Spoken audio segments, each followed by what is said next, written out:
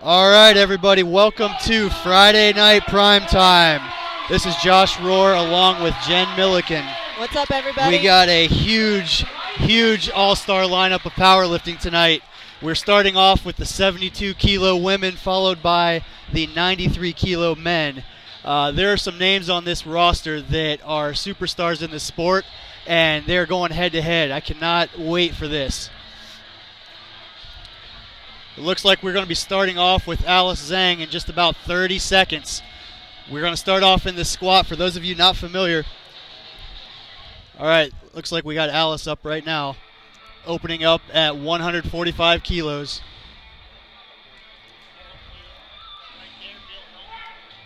All right, she gets the squat command. Takes it down, comes up, looks pretty strong to me. And that is, judges say, waiting on one referee light. The judges say, building the drama here, 3 white lights for Alice. Good look for Alice. All right, that brings up Priscilla Ribic. Those of you that are out there that are not familiar with powerlifting, Priscilla Ribic has been in the game for a long time. She competed at the IPF Masters World Championships 1 week ago today and flew in from Sweden to compete today at the Raw National Championships in Orlando, Florida. Got 147.5 for an opener. So Priscilla went from lifting equipped a week ago today to competing raw. Comes up strong. That looks like play weight. Yes, textbook. And that's opener. 3 white lights for Priscilla.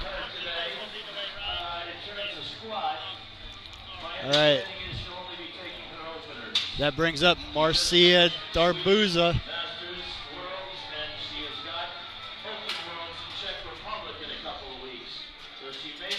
All right, Marcia is opening up with 147.5 kilos. That is 325 pounds. Bar is loaded. All right, here she comes. Marcia Darbouze. You are watching the USA Powerlifting Raw National Championships in Orlando, Florida, Primetime edition. All right, here comes Marcia. Lots of focus, lots of intensity. Quiet storm. Takes it down. Looks very good. Comes up strong. What do the judges say? That's 3 white lights. That's a good lift. She's in the meet. All right, that brings up Kloie Doublin. Kloie is a young phenom, 18 years old. She competed at the IPF Raw World Championships in June and won the 72-kilo sub-junior division. All right, here she is opening up at 152.5 kilos, 336 pounds. Kloie waiting for the squat command. Takes it deep. Oh, man. Very easy. Very easy. That was a strong-looking attempt. I think she's going to be a force to be reckoned with here today. All right, that brings up Rori Alter. We got Rori Alter coming up next, opening up at 155 kilos. Her personal best is 165 kilos, so this is just 10 kilos less than her personal best. Rori is a very intense lifter, very fun to watch. All right, she unracks it. One of our more vocal lifters today. Gets the squat command, takes it down. Looks solid. And that's 3 white lights for Rori Alter. All right, our next lifter is Gina Hensley. Opening with 162.5, 358 pounds. All right, you can see her eye in the bar. She's ready. Here she comes.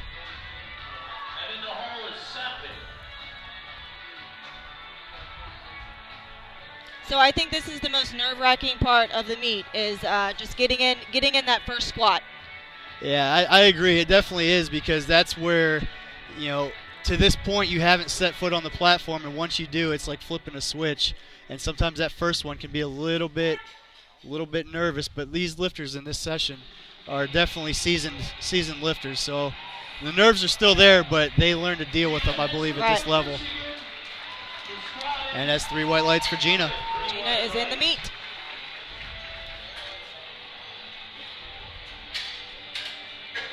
We've got Chelsea coming up with 165 as an opener, 363 pounds. Getting her belt ready. All right, bars loaded. Here she comes. Now, we just mentioned that a lot of these lifters are very seasoned lifters. This is only Chelsea's second USA powerlifting event. And her first time at Nationals. First time at Nationals. That means she did 1 qualifying meet and is strong enough to qualify not only for the national championships, but for the primetime session. So they just had her step back and pull her thumb loops off. In USA powerlifting, you can't have your thumb loops around during the squat.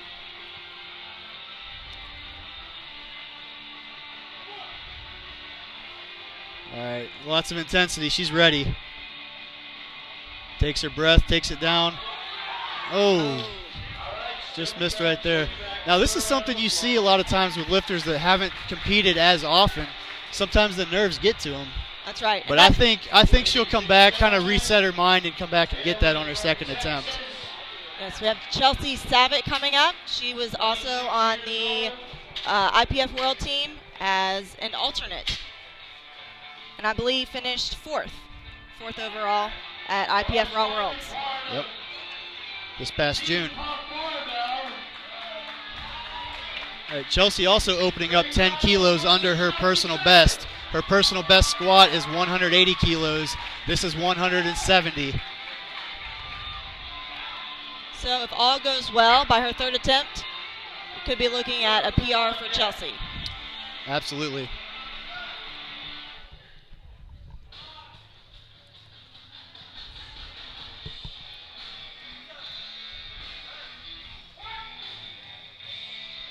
And she takes it deep, comes up strong. There we go.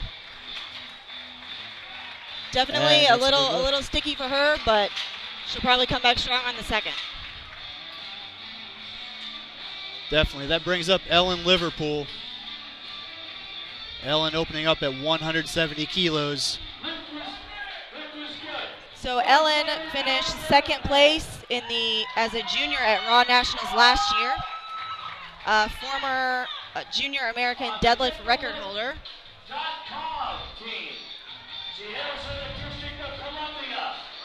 Alright, we got Ellen taking out 170 kilos, 374 pounds. For those of you that are kilo challenged, like myself. Oh, easy weight. Wow. Easy weight for her. And that's 3 white lights for Ellen. That's looking good for a PR, personal best for Ellen by a third attempt. Yeah, I think maybe second attempt even. That looked very easy. All right, up next, we have Kimberly Walford.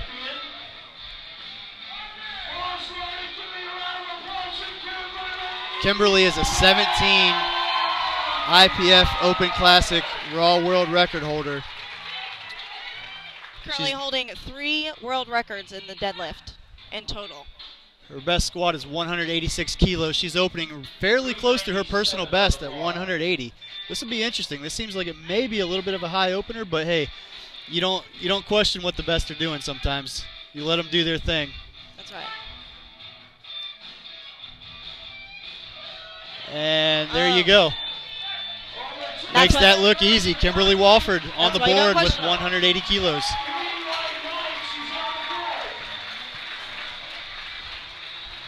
All right, that's back to the top of the order with Alice Zheng. Alex Zheng took a 10-kilo jump from 1 to 2.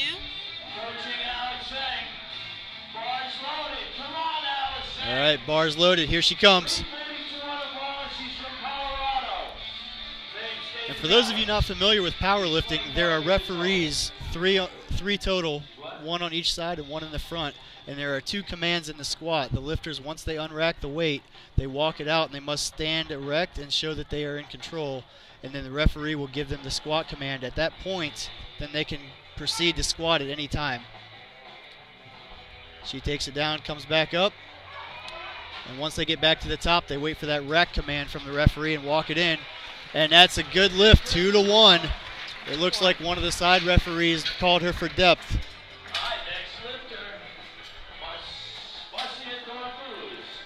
All right, here comes Marcia Darbouze. Marcia also taking a 10-kilo jump from 1 to 2. Very calmly approaching the bar. And that's something you see with some of these veteran lifters. They just come up almost like it's just another day in the office. You see, I mean, everybody has their own personality. Some people get like a lot of hype. Other people just calmly walk up, get under the bar, and squat ridiculous weight. That's right. That's kind of what we're seeing right now. And what you notice with a lot of experienced lifters, they'll do the same thing every time. Oh, just maybe a little bit too much there, but she'll get one more chance at that on her 3rd attempt.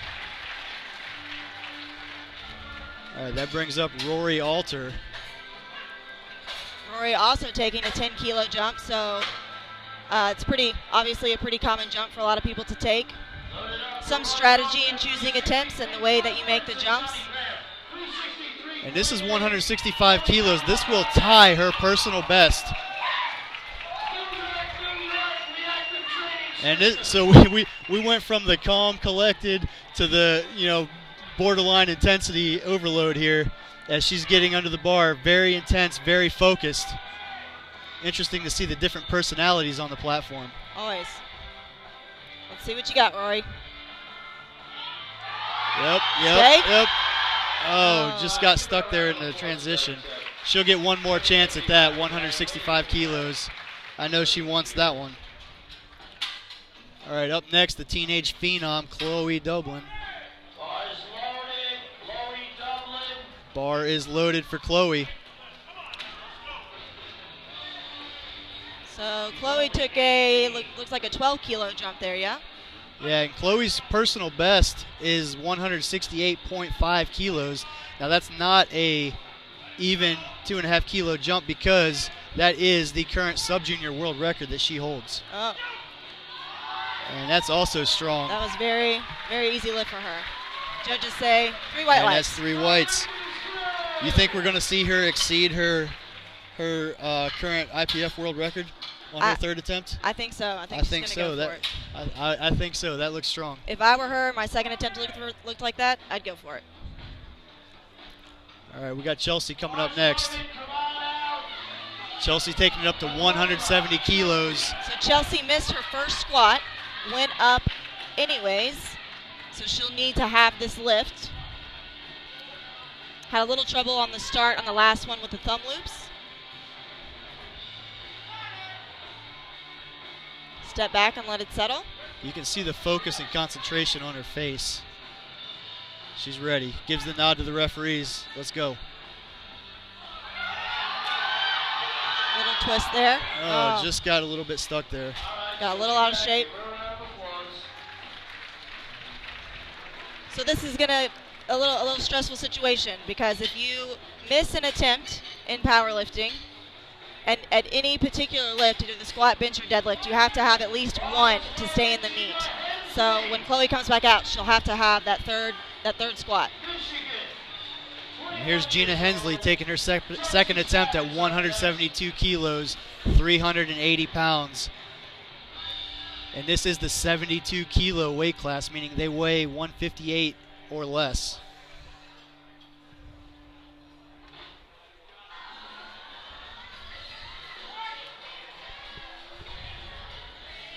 And she takes it down, it comes up.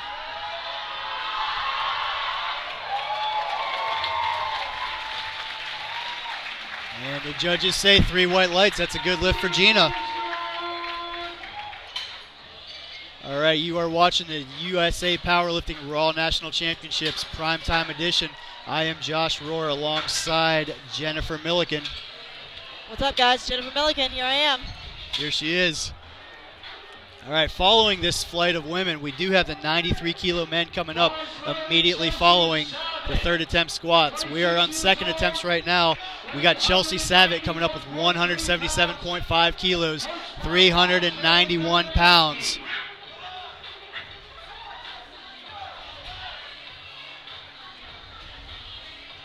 Chelsea took a 7.5 kilo jump from 1 to 2. Looking solid on the walkout. And she grinds through. That looks like a strong, solid lift. See what the judges say? Yeah. A little step there, I think, at the end. Oh, I missed that. There was a little step there? Yeah. Okay. So for the rack command, at the end of the squat, the lifter has to stand up, show control of the bar, and then they give the rack command. So I think what happened was Chelsea took a little step at the top there, didn't quite have control. Before the rack command, yep. All right, we got Ellen Liverpool coming up at 180 kilos for her second attempt. Just a little under 400 pounds here. And this will be a personal best for Ellen. Her personal best currently stands at 177.5. This is 180 kilos for a personal record for her. So at the end of the day, this is what we're all shooting for. We're all shooting to do a little bit better than we did the time before. And the time is now for Ellen Liverpool. Oh. She stood up with it. Let's see. We'll see what the judges say. And that's a 2-to-1 no lift. I think what we saw there was a little bit of downward motion. Once you begin your ascent, the bar has to make a continuous progression up. It cannot descend once you begin your upward movement. And it looked like there was a little bit of downward motion there. But I think as a confidence booster, she stood up with it. So I think coming back on her third attempt, she knows she can do the weight. I think she'll come back and get that. Absolutely. All right, here you see Kimberly Walford getting ready. She is your reigning IPF world champion. Breaking in the 400-pound squats, breaking into the 400s. So wasting no time here, she loaded up an American record attempt at 186.5 kilos, 411 pounds. So for American records, you are allowed to chip the current record. So normally you have to make a 2.5 kilo jump. To break a record, you can chip it. So that's what Kimberly's doing here. Chipping basically means you can go up by as little as 0.5 kilos.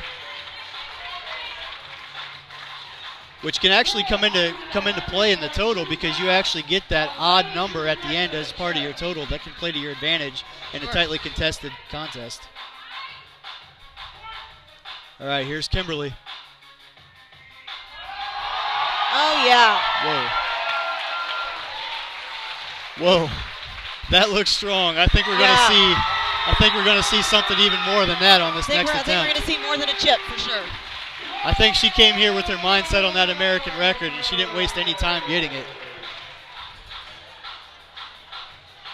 All right, that brings up, top of the order, I guess. We're going back to Alice Zheng.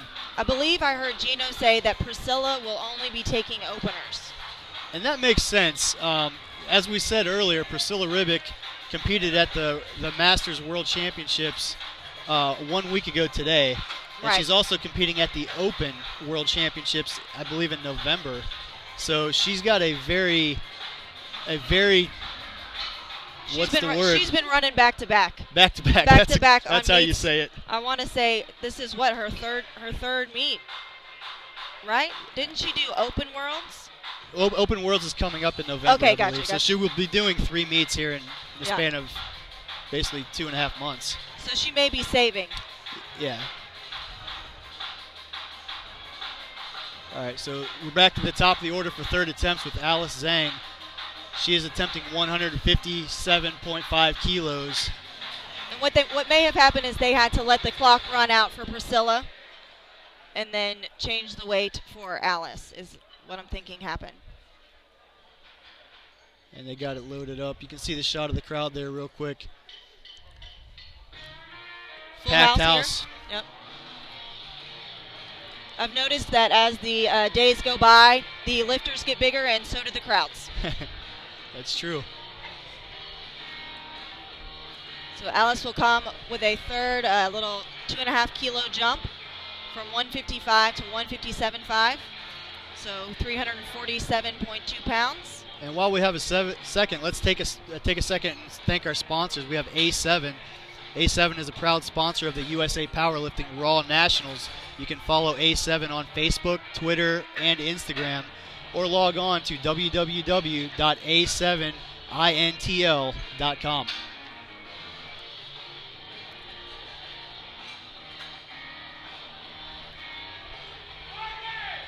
All right, we got the bar loaded for Alice Zheng. There we go, Alice. She's back behind the curtain. She should be coming out here any second. There she is, third attempt. She's ready. You can see it on their face. You can see what these lifts mean to these lifters. You see the emotion and the intensity on their face. And these third attempts, this is for all the marbles. This is what we come here for. She made a small jump there, so she must be just trying to make attempts.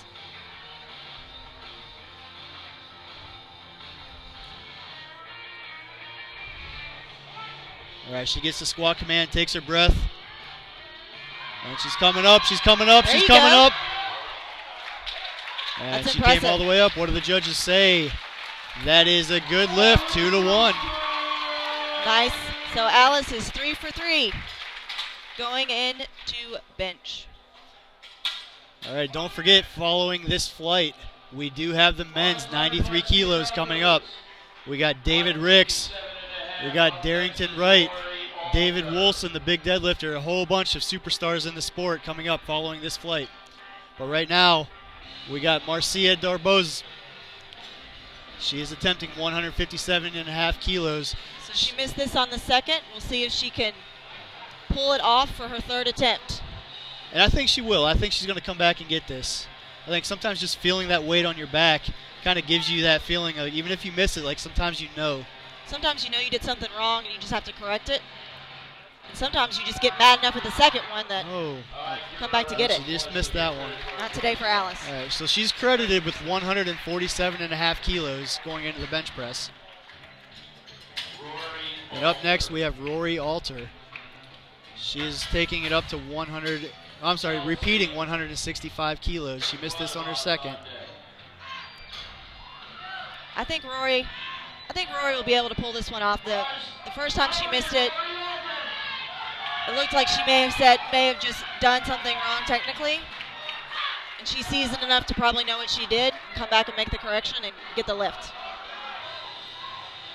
And that's the thing with this powerlifting stuff that we do here. The heavier the weight gets, the more important it is to have those little technical things correct. Sure. There you go. Oh, yeah. And she knew it. She knew it instantly as soon as she hit the bottom. You saw her head start nodding. She knew she had it. Yeah. And that's 3 white lights for Rori Alter. She hit the groove that time, and she felt it. Yep, and that tied her personal best of all time. And I think she had some room to spare. And you can just see the difference there between a miss and how strong that third attempt looked at the same weight. Just little tiny factors and variables that you get corrected. You come back and make it. Yes. All right. Chelsea's got to have this to get the meet. All right, so here's the situation, as Jen mentioned earlier. You do have to get one qualifying lift on the board in each discipline, and she has missed her first and second. So this is kind of a high-pressure, high-drama situation right here. Chelsea does need this to stay in the contest. Now, she will be allowed to continue on, but she will not be able to register a total unless she gets this. So it's all on the line right now, 170 kilos for Chelsea. We've got the crowd behind her, people on their feet. And she's coming up, she's coming up. Oh, just stalled out. So she will not be able to register a qualifying lift.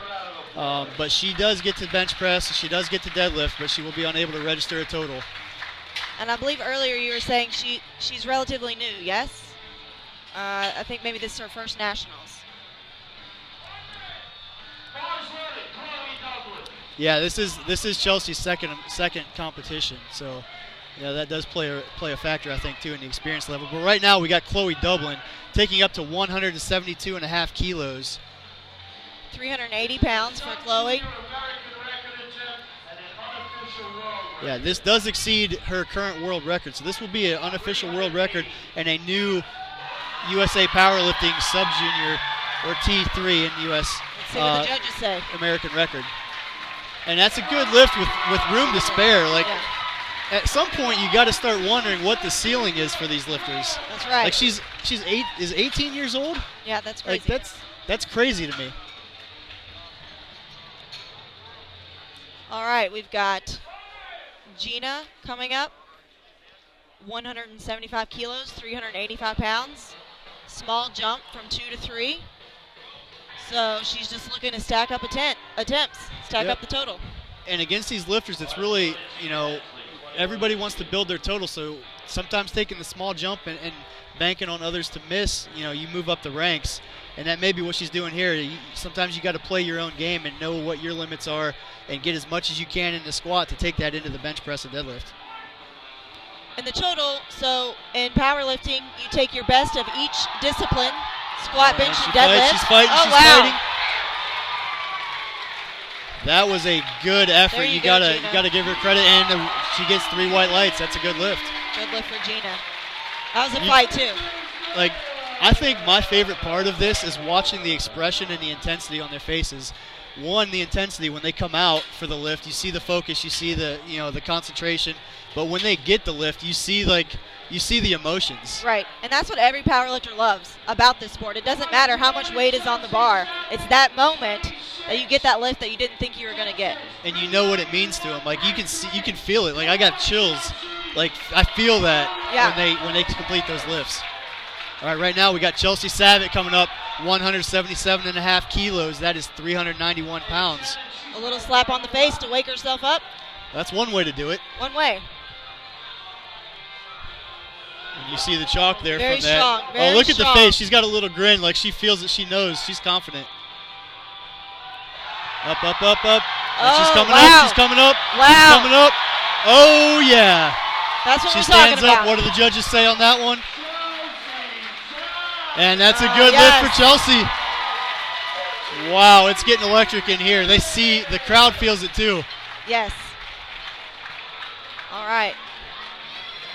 All right, that brings up Ellen Liverpool is their next lifter. Ellen Liverpool. She's taking it up to 180 kilos. We are 2 lifters away from the 93 kilo men starting, but right now, Ellen is coming back from a miss at 180, so she is repeating this. So what I was saying earlier about the total, so you take your best of each lift, your highest lift, and add all those together, and that is the total, and that's what we use to determine who wins. Essentially, the total is what matters. That's right. All right, here she comes. 180 kilos, 396 pounds. She's fired up. Yeah, she's got a little bit more intensity coming out for this one. She knows what's on the line.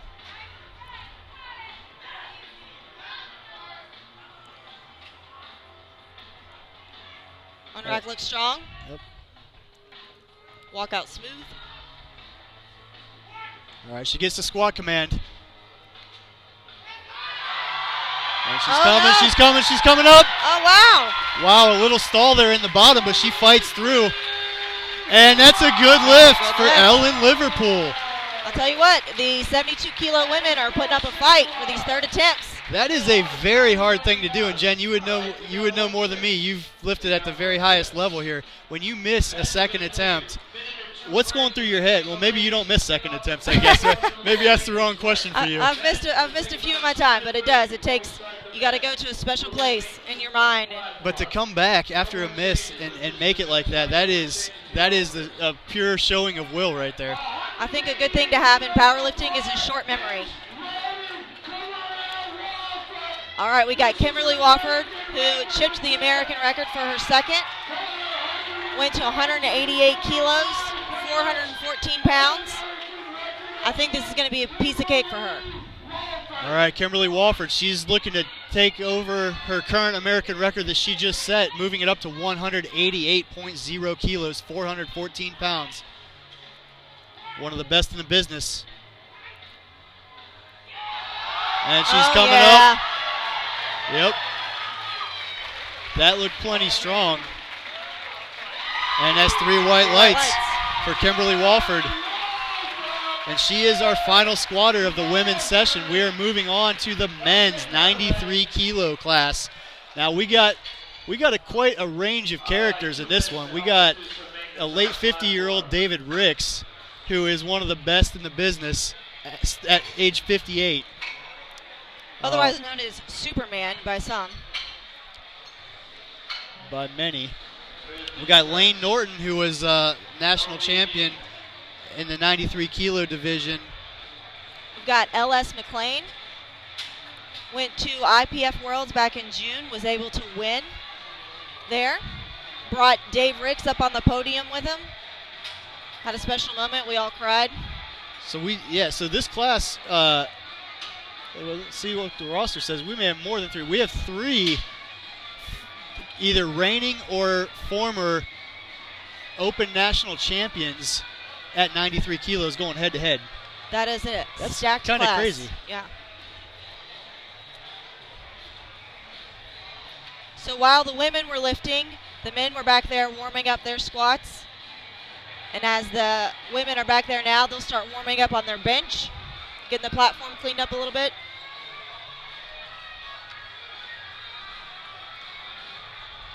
And we want to thank some of our other sponsors, bodybuilding.com. And they are the official home for this week's event. Visit www.bodybuilding.com.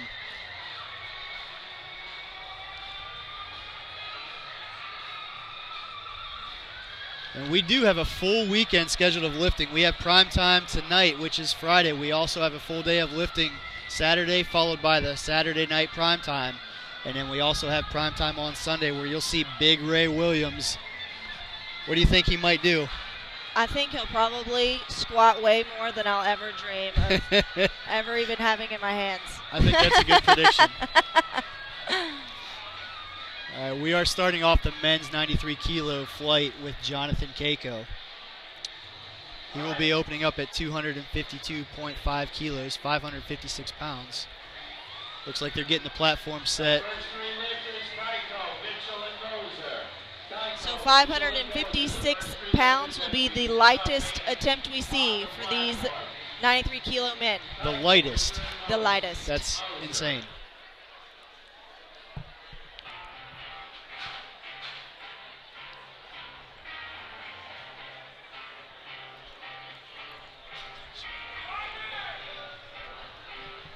All right, we'll take a timeout for one of our other sponsors.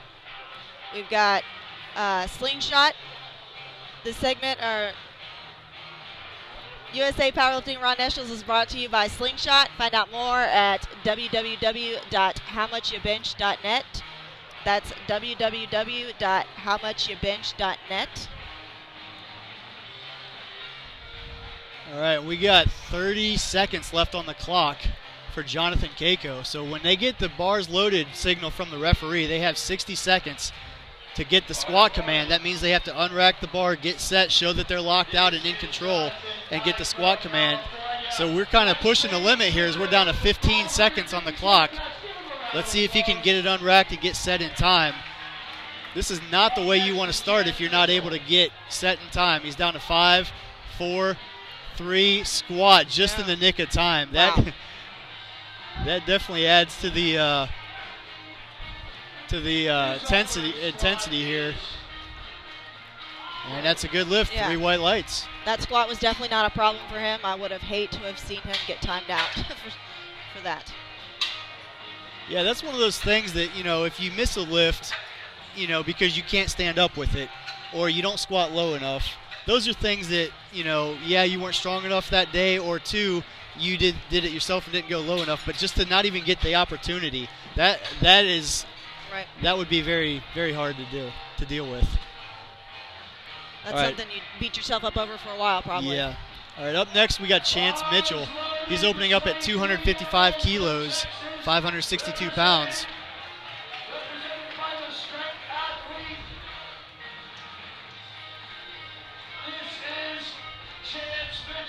Chance Mitchell, coached by Eric Bodhorn, looked like. And last year at the 2016 Raw Nationals, Chance was 3rd place in the junior division, and he's worked his way all the way into the primetime session here tonight. What is the ages for the juniors, Josh? Do you know? Yeah, juniors are age 20 to 23. Okay. So that is the age division that he competed in last year. Chance is in the meet with 3 white lights. He's in the junior division this year as well, which means he still is in that 20 to 23 age category, and that's a good lift for Chance. And they can do both, is that right? Junior and open? Correct. You can enter 2 divisions. So typically the juniors are going to lift together on the same platform and session, but because he's in the open, that makes him eligible for the primetime session. And because his qualifying total was high enough, he got put into the primetime session for good reason. You got Sean, 262.5 kilos, 578 pounds. Opening attempt. Not wasting any time. Getting the bar unracked.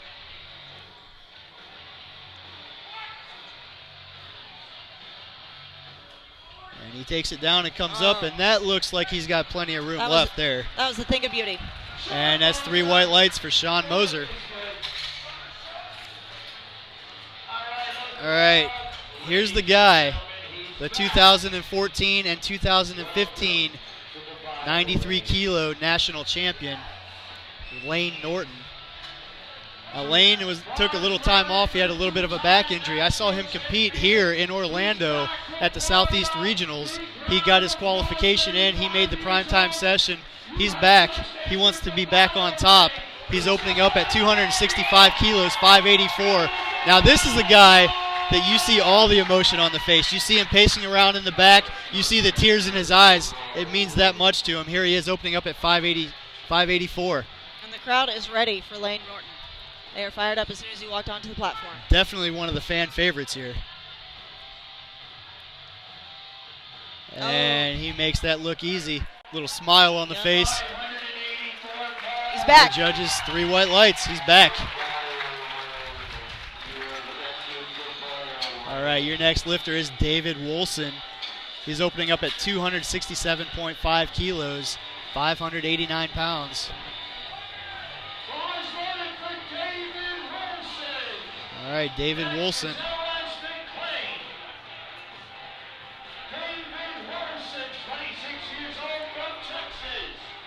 David currently holds the American record deadlift. So let's see what he puts up for the squat. Yeah, David's opening up at 267.5 kilos. His personal best is 275. So I think there's a good chance that he wants to get a personal best right here on primetime. And you'll see a strategy like that oftentimes with a few lifters if they want to take what they came here to do on their second attempt. And that may be what we're seeing here. And he comes up strong. It looked to me like his knees may have been a little soft at the top, but nope, judges give it 3 white lights. And that's what's funny about watching on video. Sometimes it may look like a lifter doesn't lock a knee or something like that, but the view from the chair is much more, when I say chair, the referee chair. Of course. Because I've watched videos of somebody saying that, this lift didn't look like it was deep enough or something like that. And I'm like, yeah, it might have been a little bit high, but the judge gave it a white light. And I look, and I was the referee in the side chair. So, right. Clearly sometimes the angles are a little bit off when you're looking on video. No instant replays in powerlifting. That's why we have referees. We got Ellis Mcclain. He is the current IPF Raw World 93 kilo champ right here. That's right. Reigning world champion Ellis Mcclain opening up at 285 kilos, 628 pounds. And I want to say, I could be wrong, but I want to say LS came on to the national team as an alternate. And then ended up taking a first place finish in Belarus in June. And depth clearly not an issue there. Yeah, that was strong. And that's the interesting thing is that's how competitive USA Powerlifting is. He did not win his weight class at the Nationals in 2016, but he made the team as an alternate and won the World Championships. That's right. You can just never count anybody out. All right, up next we have Ashton Rouska. And Ashton is another lifter that's also dual entered. He's lifting in the open division and also the junior division. So Ashton and Chance Mitchell are having a side battle going on here, on top of being in the primetime session competing in the open. And Ashton is opening up at 290 kilos, 639 pounds.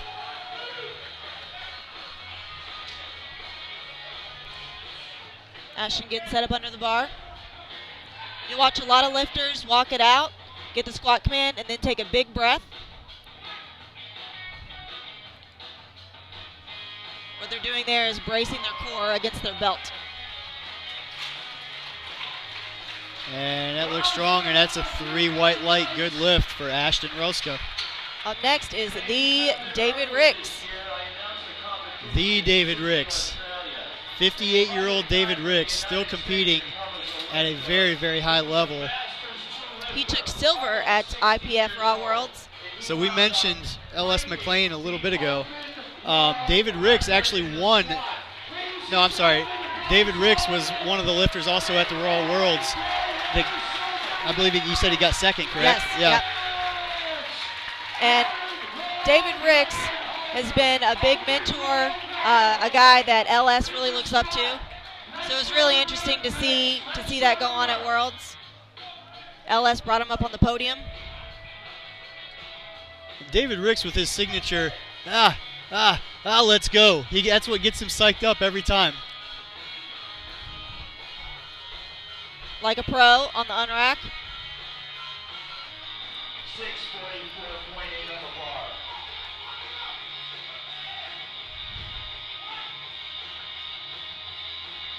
And here comes Ricks. Oh. So here's a funny story about David Ricks that I'm going to go ahead and share. So I've seen this before from him.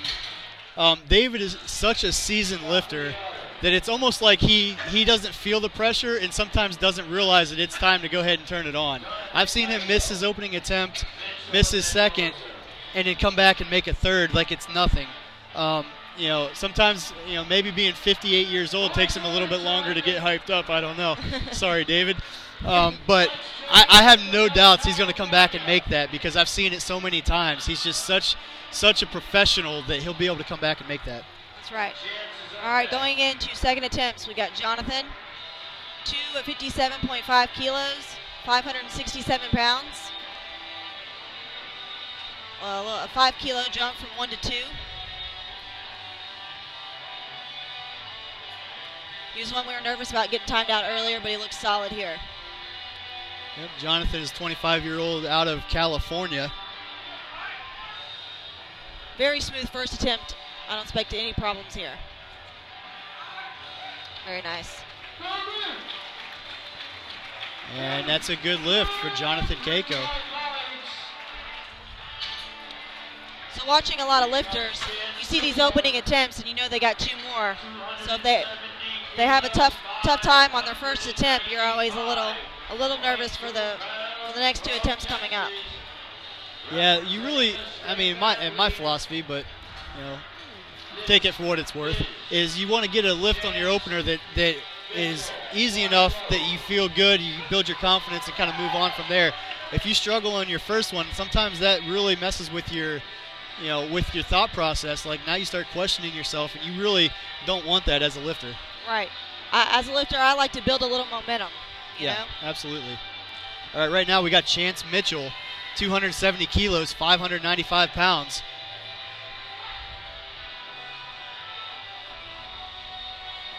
And that looked easy to me, Jen. What do you think? Yep, very easy. Looked almost like his first attempt. Yeah. And that's 3 white lights, a good lift. That was not a small jump either. That was, a 15-kilo jump? Yeah, that's well, I'm curious to see where he goes on his next one because that did look like he had plenty of room to spare. All right, up next we have Sean Moser. You see him getting ready there. He's taking it up to 275 kilos, 606 pounds. Here he comes, nodding his head. He's ready to go.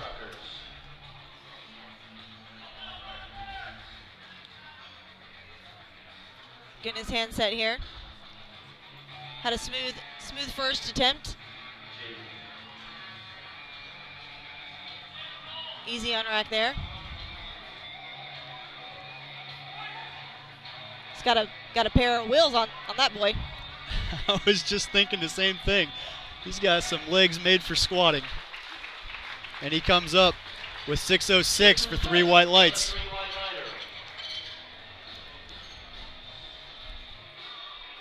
right, up next, David Woolson with 282.5 kilos, 622 pounds, 26 years old, out of Texas. We got GNC in the house. We got SBD in the house. All right, here he comes. David going to take a run at 282.5 kilos, 622 pounds. Limitless fitness.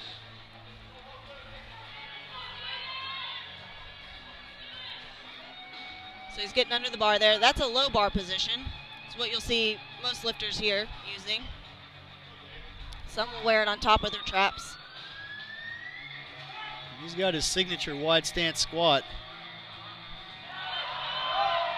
And he comes up, it looks strong. Looks good to me. Judges say 2 to 1. Oh, and he got a 2-to-1 call there on depth. Wow. Now sometimes when you have that super wide stance, you do have to go a little bit further to make it look like you are below parallel, because what the judges are looking for those of you that don't know, the crease at the top of the hip has to go below the top of the knee. That's what's considered squatting below parallel. So being right at does not count. You do have to break parallel. So sometimes that wide stance makes you have to go a little bit further. But I think he'll come back and get that. Yeah, the weight looked easy enough. Yeah, So that's something that's correctable. Yeah. Getting under a weight, not being able to stand up with it, sometimes All right, we got it's hard to overcome. But little technical things like that, I think he'll work that out. All right, we got the man Layne Norton coming up right now. 285 kilos, 628. A hush goes over the crowd.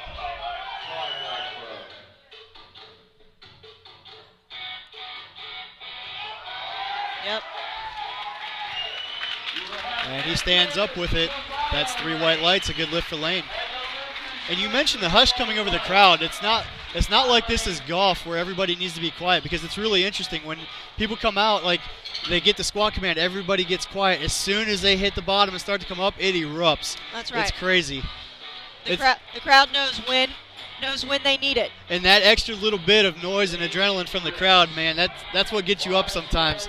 Sometimes you need that extra little bit of motivation. Dave Ricks might need it right here. All right, here comes Dave Ricks. Like I said, I've seen Superman come back from this stuff before. He loses his balance a little bit. You know, he goes in the back, no big deal. Gets his big signature. Let's go to work. David Ricks. Let's see him. Put on a show for us. And what's funny is I've seen him come in the back, I've been helping him before at a meet, and he'll miss a lift and he'll just come off laughing like, no big deal. Right. So here he is. Let's see what he does. Taking 292 again, 644, 58 years old. Oh, just got a little bit off again. And not to downplay the pressure that he's going to be under on his third attempt, but if anybody can come back and do this, it's David Ricks. I've seen it so many times. Dave Ricks, that was Matt Gary there helping Dave out of his belt. Dave Ricks defies a lot of logic. 58 years old, competing in the open division. Got Ellis Mcclain coming up with 300 kilos, 661 pounds. Ellis is 38, out of Texas. And I believe Ellis is the cheer coach for Texas State.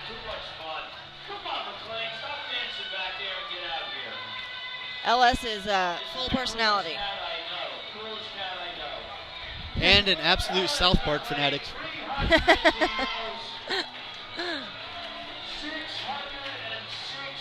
Not sure how relevant that is for the sport of powerlifting, but it's an interesting side note.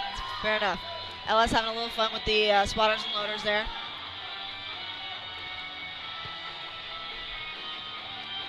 All right, let's go, LS. You're reigning IPF world champion at 93 kilos. Let's see what he does. 661 on the bar. He takes it down, hits that little bounce out of the bottom. Oh, just got a little bit off.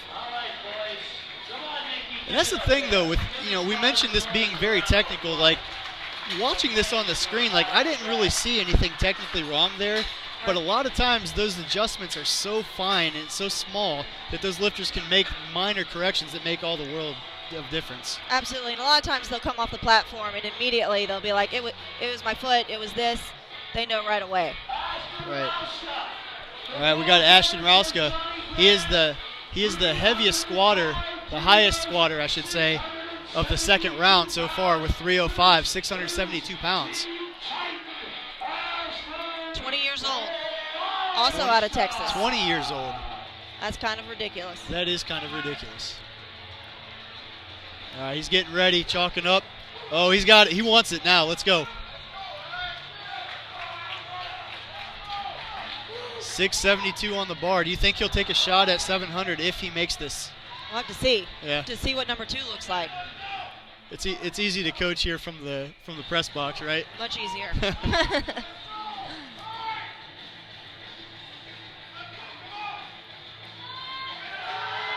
Oh, man. Definitely smooth. Let's see what the judges say. That didn't look like much of a struggle to me. And that's a good lift, 2-1. He did get one judge call him on depth, but all it takes is 2. You got to get 2 out of 3. Majority wins. All right, so we are going back to the top of the order, yes? Yes, Jonathan Cayco. Starting third attempts. And then we'll be moving on to the ladies benching. That's correct. The 72-kilo women are coming up following this round of this round of squats, I should say. I believe we're going to take a 5-minute break after this flight before we set up for the bench press. So we've got 265 on the bar for Jonathan, 265 kilos, 584 pounds. Jonathan's been looking smooth for all attempts. I don't expect any different out of this one.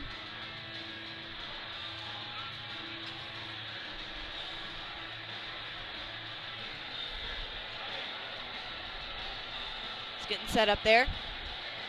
So this is a 7.5 kilo jump, pretty normal, about 15 pounds or so. Looks strong here. All right, 265, 580, is it 584?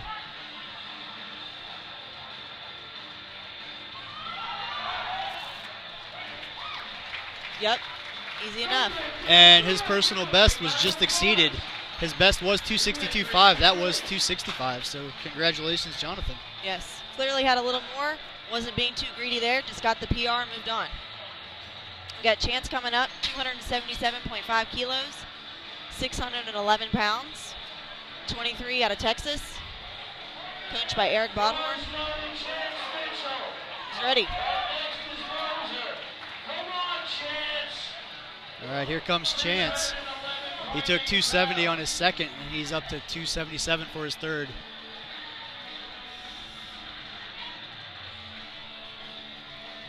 $611 pounds. Looking strong on the walkout.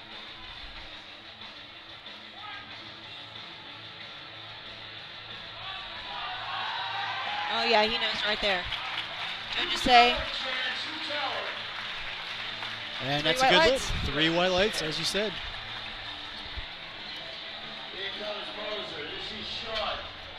All right, that brings up Sean Moser from Ohio, age 24.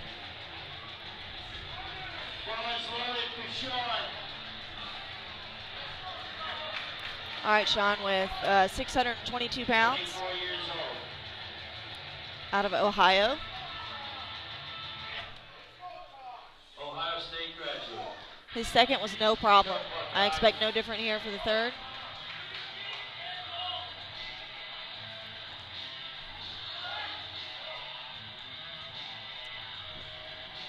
And he takes it down, it comes up, up, up, up. Nice. So 275 was his personal best, and he just was successful with 282.5.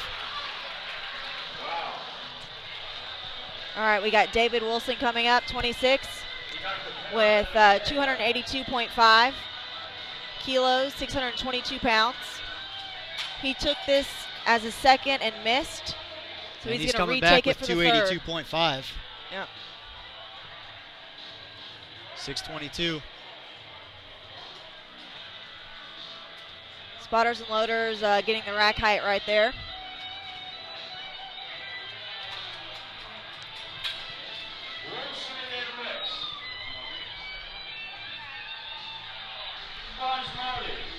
Bars loaded for David Woolson. 282.5, 622.8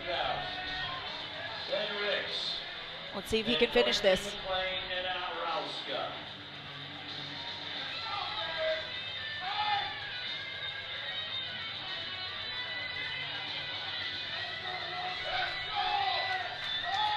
All right, here's David unracking 282.5. A little bit wider stance there. Oh, this is what we were talking about. Missed on depth. Oh, he's coming up. He's coming up. That looks strong What did I also. just say? What did the I think judges- it's good. Good, Yeah, 2 that's to a 1. good lift, 2 to 1. Do you know what that is, Josh? The blue? So a blue card is typically not being locked out. Well, typically. A blue card is not being locked out at either the start or the finish. And that's what he got there. He got a red light with a blue infraction card, and that signifies that he was not locked out at either the start or the completion. And that's what I mentioned on the opening attempt. I thought his knees might have looked a little bit soft when he locked out. And I thought the same thing on the third.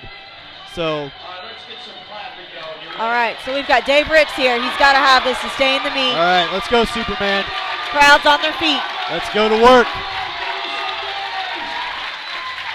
All right, 6:44 for David Ricks. Back's kind of up against the wall. Missed his opener, missed his second. Needs this to stay in the contest. One of the favorites to win this class. Your IPF silver medalist from 2006 and 2017. That's right. Let's go, Dave So Ricks. to have a shot to get back on the national team, David Ricks must come through here.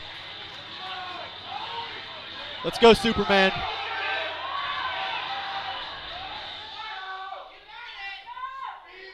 And he takes it down, and he comes up. And what That's do you Dave know? Ricks. What do you know? That is Judges Dave 3 Ricks. white lights. Now that's what blows my mind about David Ricks, is those first two, if you didn't know him, No. you would think there's no way that he's coming back to get that.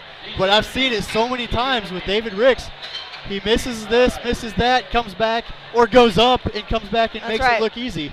Josh And sometimes with David, it's just one of those things, like, it's almost like he has to realize that it's important and realize that, he's got to get psyched up a little bit. He comes through almost every time. Mcclain and Rouska. Never a doubt from Josh Rohr. Not when it's David Ricks. All right, we got Layne Norton, 295 kilos, All right. 650 pounds. All right, here's Layne Norton. 650 pounds silver medalist at the Rori He was looking good on 1 and 2. 2 years ago.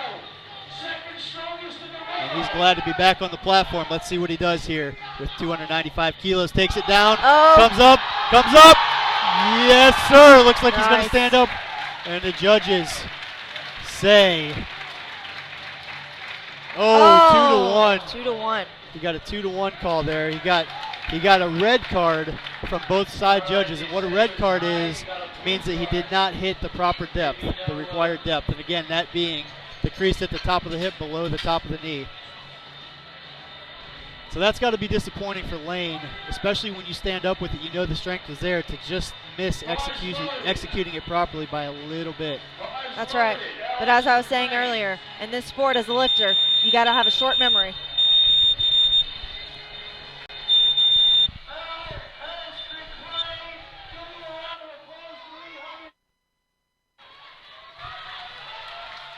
Kilos, All right, we got 300 kilos 661 pounds. for LS Mcclain. He missed this on a second, so he's taking it again for the third. Your reigning world champion. Let's see how he responds after missing that 300 on a second. Now this guy always seems to be happy. Yes. A lot of people seem like they're either super focused or super intense. He just seems like he's happy to be here. I would agree with that. And then he puts 661 on his back. That's right. There you go. He And knows. comes up with it. That is amazing. That's right. Judges, 3 And white that's lights. a good lift. 3 white lights. You see him there. Let's go. You can read his lips. Let's go. You know, you can kind of see when lifters flip the switch. When they flip the switch like that, like with LS, he missed that second one, comes back to get it, and you saw it when he walked off that platform. Now he's in the meet. He's fired up. And same thing with David Ricks. And I don't, not to speculate here, but sometimes, you see those misses from inexperience. Sure. And sometimes it seems like with these very seasoned lifters that you see some of these misses just because almost not that I don't want to say they take it for granted, but No. they're just so used to doing this that maybe it takes a little bit of a wake up to realize that, hey, I should really pay attention here, and then they come back and make those lifts. Absolutely. We got Ashton here to close out his squats with 320 kilos, 705 pounds. 705. So we're breaking into the 700s here. We are. 20 years old, squatting over 700 pounds.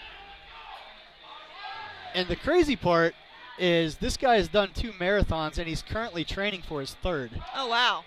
And he's here squatting 705. I wouldn't peg him for a marathoner. No. Let's see what he's got. And he comes up. Wow. Judges say, he got called 3 reds on that 3 one. reds for Ashton. And that was a red card that the judges displayed, meaning he did not quite go low enough. So Josh, so we say 3 red lights, and in that event, you could not go to a jury. But if you have 1 white light, your coach can then go to the jury of judges watching, and yeah, and essentially what that is the jury is almost like the quality control, if you will. So if there's a 2-to-1 call that you think may not have been appropriate, the judges, if it's a blatantly missed call, which I myself am a referee and have made bad calls, it does happen. But in general, the referees get it right, and that's one of the times that if you do have a 2-to-1 call, yeah, you can go essentially like a challenge in football, if you will. They will go to the jury, and sometimes they'll overturn it or grant you another attempt if there was a blatantly missed call. But I think in that case, when it's three red lights unanimous, I think it's pretty cut and dry. Right. You have to have. Is that right? You have to have 1 white light to challenge. Correct. Yeah, it has to be a split decision. Gotcha. So we are basically setting up for the bench press right now. We'll have a 5-minute break. But let's recap some of the action. I mean, we saw Kimberly Walford break the American record twice. Yes, and quite easily. Quite easily. So, yeah, that kind of makes me wonder, like, how much can she really squat? That's right. We saw David Ricks basically miss his first 2 squats. I will go there. I will say he missed them pretty badly. Yes. And then came back just like Superman does and made his 3rd attempt to stay in the meet easily. Never missed a beat on the 3rd. Yeah, it blows my mind that he can come back and be that focused. And not to mention, I don't want to keep bringing this up, but he is 58 years old, right, squatting these crazy weights, basically pushing these younger guys to the limit. So I think that's amazing. Yeah, absolutely. And we did see a little bit of drama. We saw, I guess with the missed attempts. I mean, David Ricks obviously coming back in the clutch. LS Mcclain, the reigning world champion, missed his 2nd attempt, and sure enough, just like seasoned lifters do, they come back and execute when it matters. And he came back and got his 3rd. And my hat's off to him. Absolutely. So now we've got one of our sponsors, SSP Scientific Sports Products.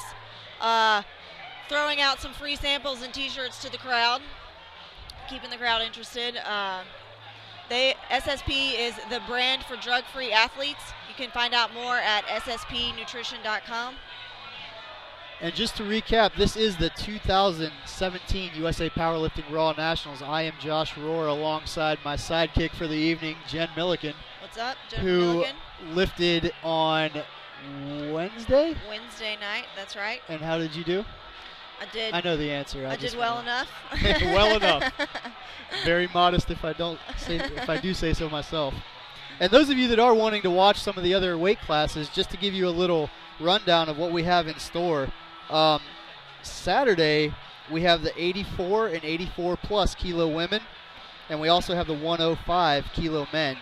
So in the primetime session on the Saturday, for example, we will be seeing Danielle Mello. Yes. We'll be seeing Bonica Law. We'll be seeing Bryce Lewis. Right. Some of those big name lifters.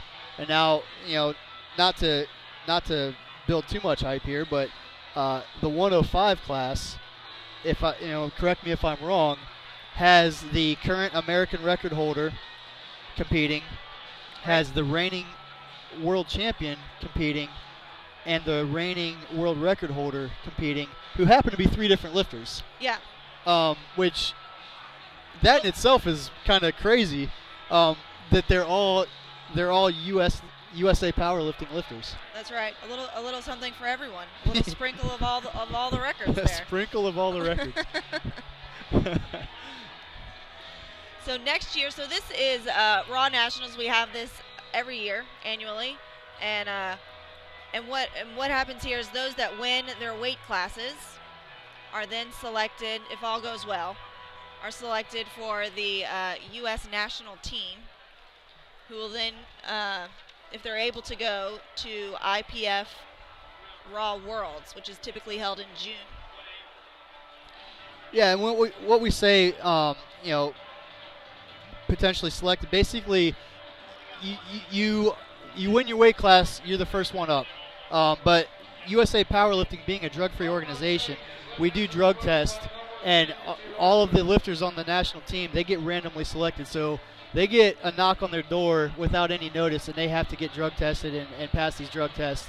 And that's what really makes this even all that more impressive, is these are drug-free athletes out here. Right. So we're looking at altogether Raw Nationals. How many lifters?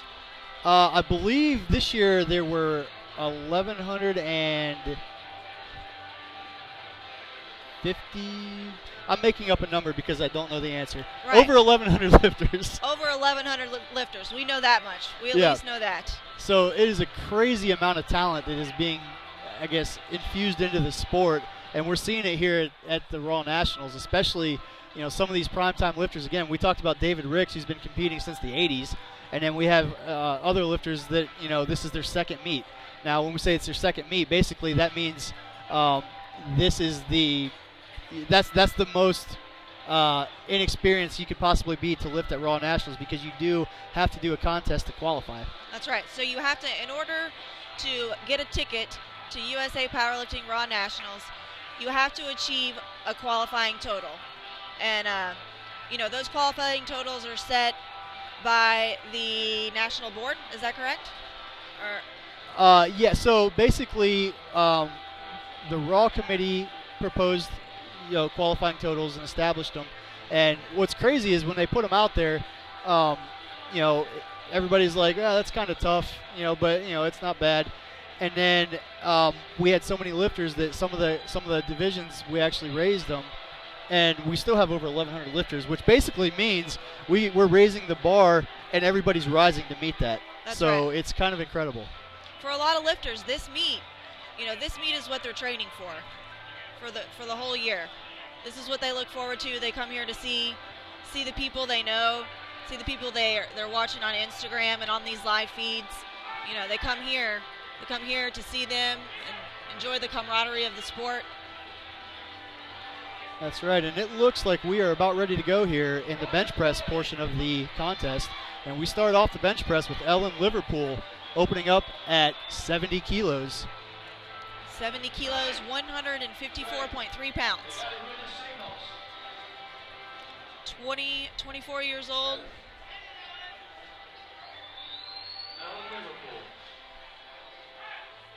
And she gets the press command, and it looks strong. Judges say 3 white lights. Looks like Ellen was a former collegiate hammer and weight thrower and likes to eat. And I don't know, I was asked to say this, I don't know what this means, but she says she is the one true pineapple king of the world. I assume that means something. All right, I don't know. We'll take anyway. it.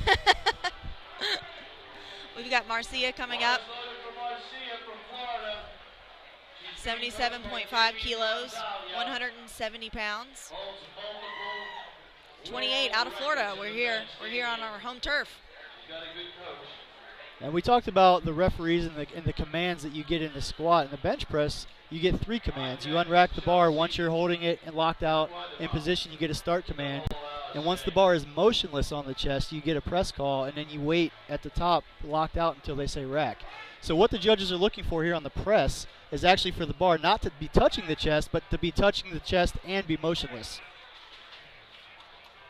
See what the judges say here? 3 white lights. And that's 3 white lights. So sometimes you'll see that. And I don't expect to see this with this caliber of lifter, but sometimes more inexperienced lifters, you see them come down, the bar's touching their chest, but it's still moving around, so they're just sitting there waiting, wondering why the referee's taking so long. Well, the reality is the bar is still moving, so that's why you see these lifters, as soon as that bar touches their chest, it comes to a complete stop when they get that press call quick, because who wants to be holding that weight on their chest longer than you have to? I certainly don't. I think this is actually Chelsea, yes. So Chelsea, as we were saying, was not able to get a squat in. She will be able to go ahead and finish lifting, get her bench and deads in, and she just won't be able to register a total. And we talked about that experience level. This being her second meet, do you think that had something to do with it? I think so. It's as we've talked about before, how difficult it is to overcome a miss, especially. And that was a good lift for Chelsea there. Especially on an opening attempt, that definitely, I think, experience is on your side. But if you're gonna jump into a sport, and not saying she doesn't know all the ins and outs of it, but just coming into the sport and you get put into the primetime session, right? Like I think that's a huge win, because as she gets more experience and gets more technical, I mean, the sky's the limit for her. Right. We got Alice here, 80 kilos, 176 pounds for opening attempt. Alice is 25 out of Colorado.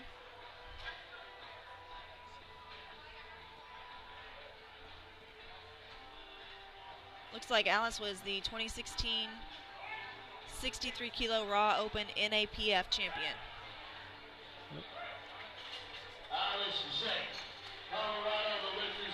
And that's a good lift, 2-1. Now, she got a yellow card on that one from the referees. She got 1 red light with a yellow card, and basically that could be a number of things. So a yellow card, for example, it could be the foot came up a little bit. It could be the butt came off the bench. It could be the head came off the bench. Those are just a few. So there are a lot of. That's what's interesting about powerlifting, is there's so many little things that to the naked eye you don't always realize that go into this. Like, there's so many little factors that you have to meet criteria for. Plus you got to be pretty darn strong. Yes, that too. We've got Gina with 90 kilos, so just shy of 200 pounds for opening attempt. She is 21 out of Michigan.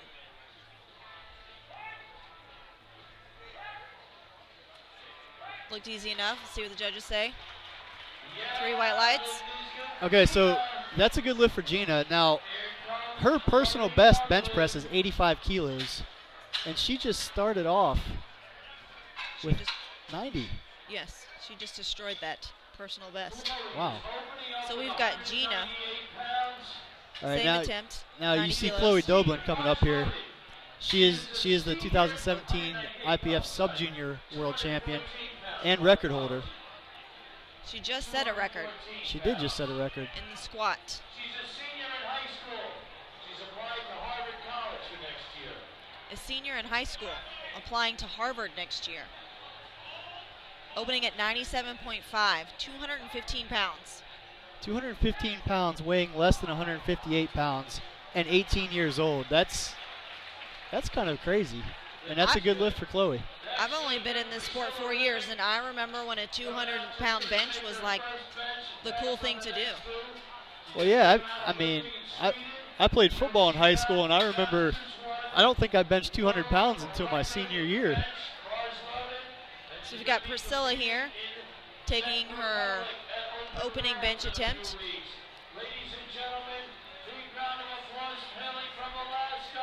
102.5 kilos, 226 pounds for Priscilla. As we were saying earlier, I believe she is only taking opening attempts here. Yeah, and I think what Priscilla's another one of those lifters that is a very high caliber, and she is here basically to punch her ticket, I guess, if you will, to the Masters World Championships for Raw, right. Coming up next year in June. So, that's the thing. Like, she just came off competing equipped, and she's doing a back-to-back meet here a week later. And that's the crazy part about how strong she is she is just doing openers. Yep. We got Rori opening at 107.5, 237 pounds. 107.5 kilos. Next Rory's lifter, 30 out of New York. Walford in the hole, Chelsea Savit.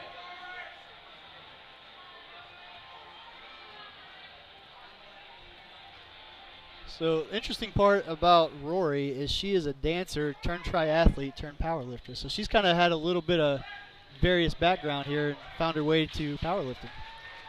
Easy enough for Rori. Judges give her 3 white lights. 3 white lights. Moving on to Kimberly Walford. Set a squat record, going 3 for 3. Made it look easy. Bars loaded. Opening with 107.5, 237 pounds. 5 kilos, 237 pounds. She hails from So bars loaded for Kimberly, and everybody knows Kimberly as a deadlifter. That's right. But let's not count out the fact here that she is opening with the second highest bench press of the women's primetime session at 237 pounds. Right. So yeah, maybe proportionally you look at that and like, oh, maybe bench is her weakest lift, but let's keep in mind this is a 158-pound girl, female, opening up at 237 pounds in the bench press, which that in itself is pretty crazy. I would agree.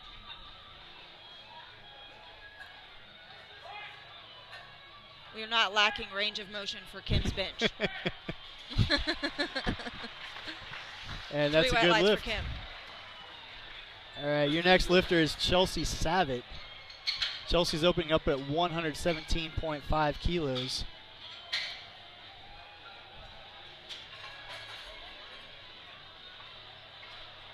So we've had the past 3 lifts. Past 3 lifters opening at 107.5. Oh, Chelsea. Chelsea going 117.5. Yeah. So she's taking it up to 259 pounds for an opening attempt. Like those of you out there watching, how many of you can bench press 259 pounds? I'm watching, I can't. Well, I guess you can't answer me right now because I'm not listening, but that's ridiculous. Chelsea finished squats with 391 pounds. Going into bench, 259. Yeah, that'll be a big subtotal going into the deadlift. Chelsea's had some, Chelsea's really been working on her grip for deadlift. I know that from watching her training videos. Opener easy enough. And you see those two different, well, you call it a range of motion there, the difference in the arm length and the arch and things like that. That was about half the distance that Kimberly Walford went with the bar. And that goes to show like the technique and stuff, the various techniques that people use in the bench press. Right. And at the end of the day, this is powerlifting. We're here to move as much weight as possible. Within the rules, correct. So if that means you can have that range of motion, and it's good. And here we have Ellen Liverpool, successful at 70 kilos, moving up to 75 kilos, 165 pounds.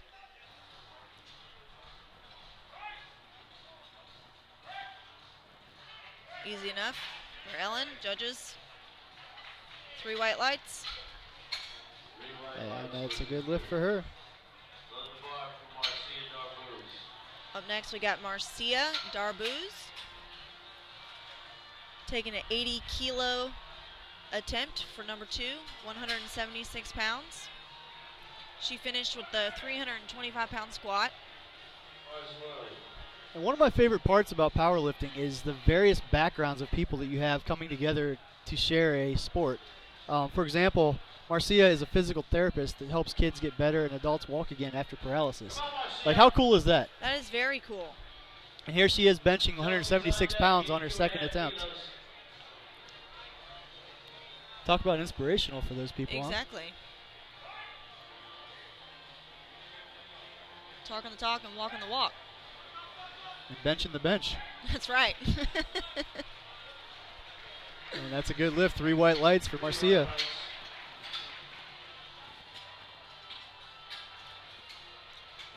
All right, we've got Chelsea with 82.5 kilo on her second attempt to bench, roughly 182 pounds. Didn't get a squat in. She's going to brush that off and finish the meet anyways. Something to be said for that too, to keep your head up and keep going. Yeah, absolutely. All right, she gets the start command, brings it down. You see it's motionless, comes up, up, up, up. And the judges give it 3 white lights.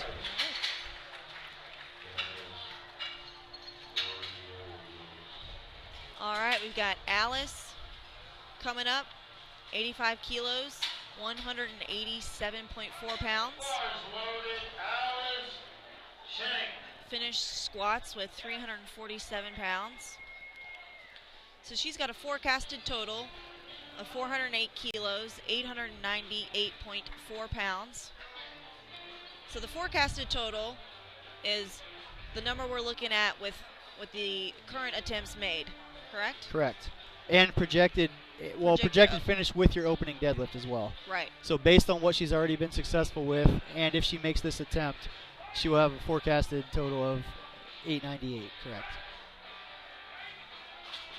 Oh, not sure what happened there. Looks like she got stuck on her chest. Might have been a technical issue.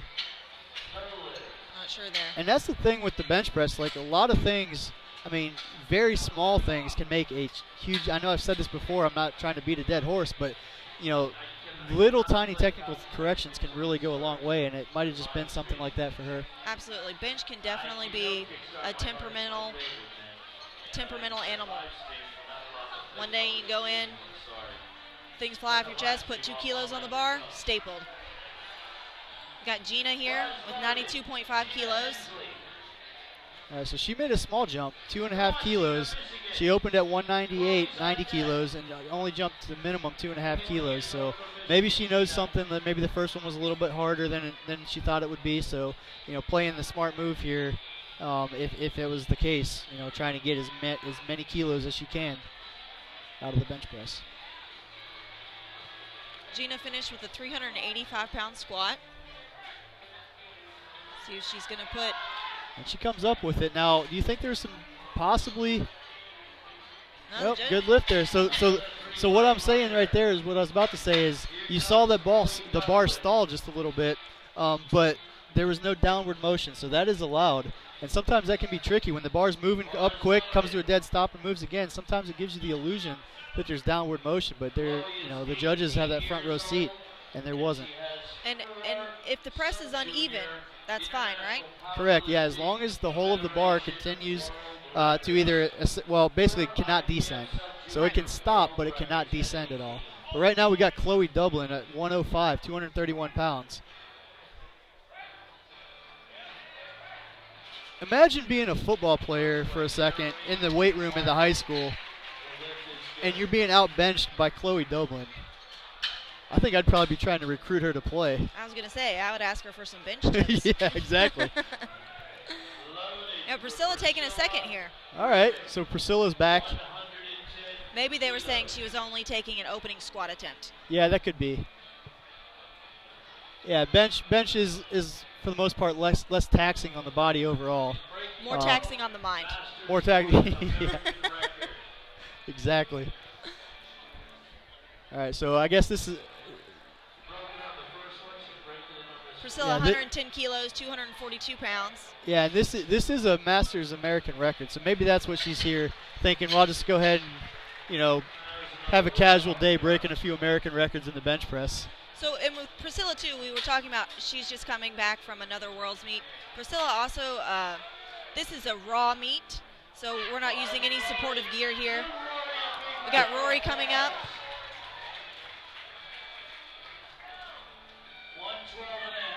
112.5 kilos.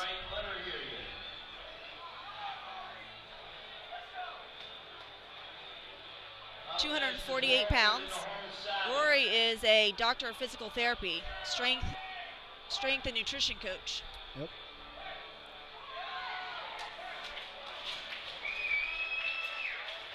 And that's a good lift for Rori Alter. Rory's pointing to the platform. What I think she might be pointing at, as I've seen it the past couple of nights, is the platform gets a little slippery on the bench press. So she may be pointing that her foot is slipping. Yeah, that happens over, the course of the day because, keep in mind there were 2 sessions earlier today of competition. and some of the baby powder and even some of the chalk that gets on the platform after all that lifting, they can make it a little bit slippery. They do the best to clean it off, and but the thing is, this is everybody has to deal with those conditions. So we'll see her adjustments and everybody's on the same platform for sure. We got Kim Walford, 112.5 kilos, 248 pounds. 248 pounds. I can't get my mind around some of these weights that they are lifting right now.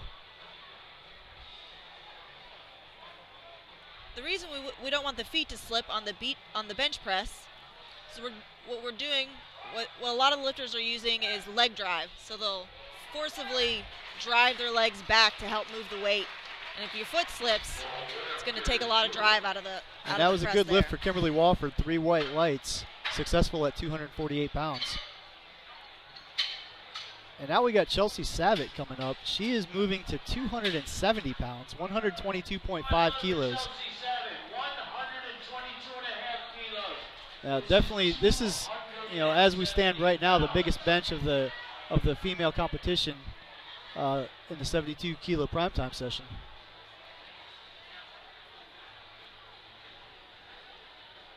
So is that the record there? 144 kilos. Correct. The bench press record. Yes. In this weight class. Yep. Okay.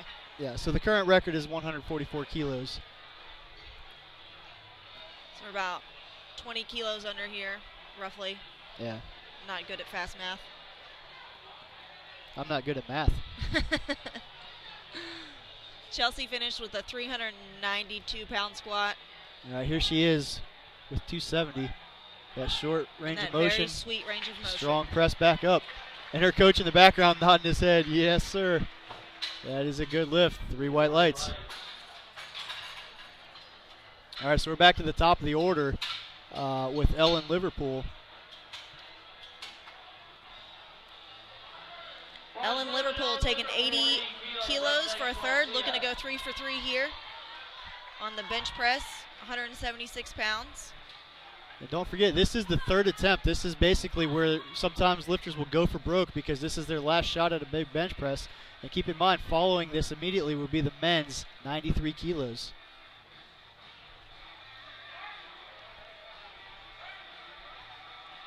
Easy enough.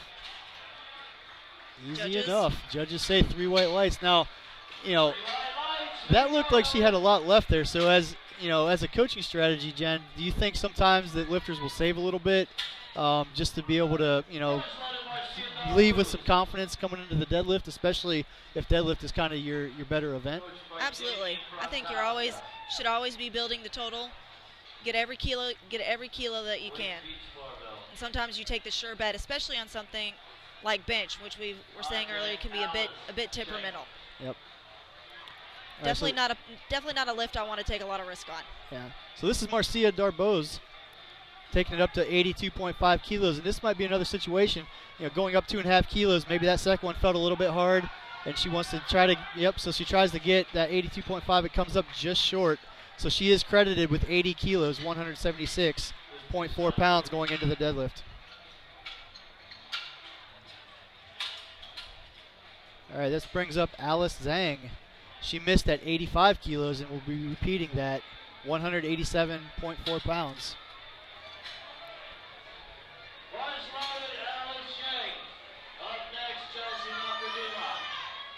Let's see if Alice can make it happen here on the third attempt.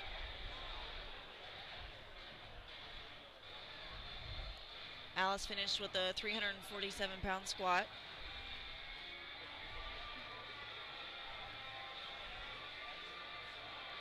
All right, she gets the unrack, the handoff.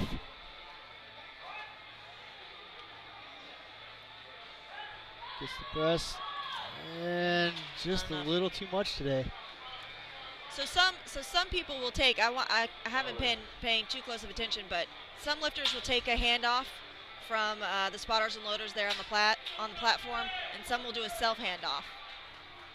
Yeah, and I think that question comes up, like, why do people take a handoff? And what's your thoughts on that? I take a handoff. Yeah. I take a handoff. I generally just try to not be too picky about it because you can't be. Yeah. And here we got Chelsea coming up with 85 kilos, again taking that minimal 2.5 kilo jump from 181 to 187. I think ultimately, though, it's whatever works best for you, you know? Yep.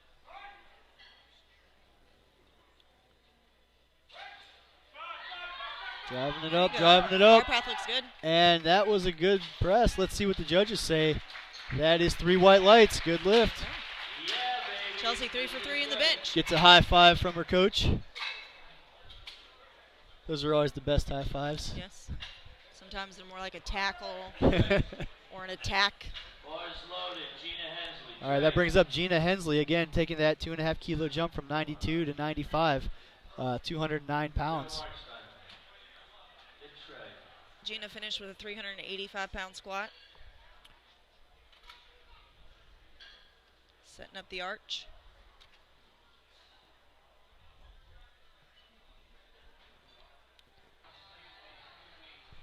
All right, here comes Gina getting the handoff.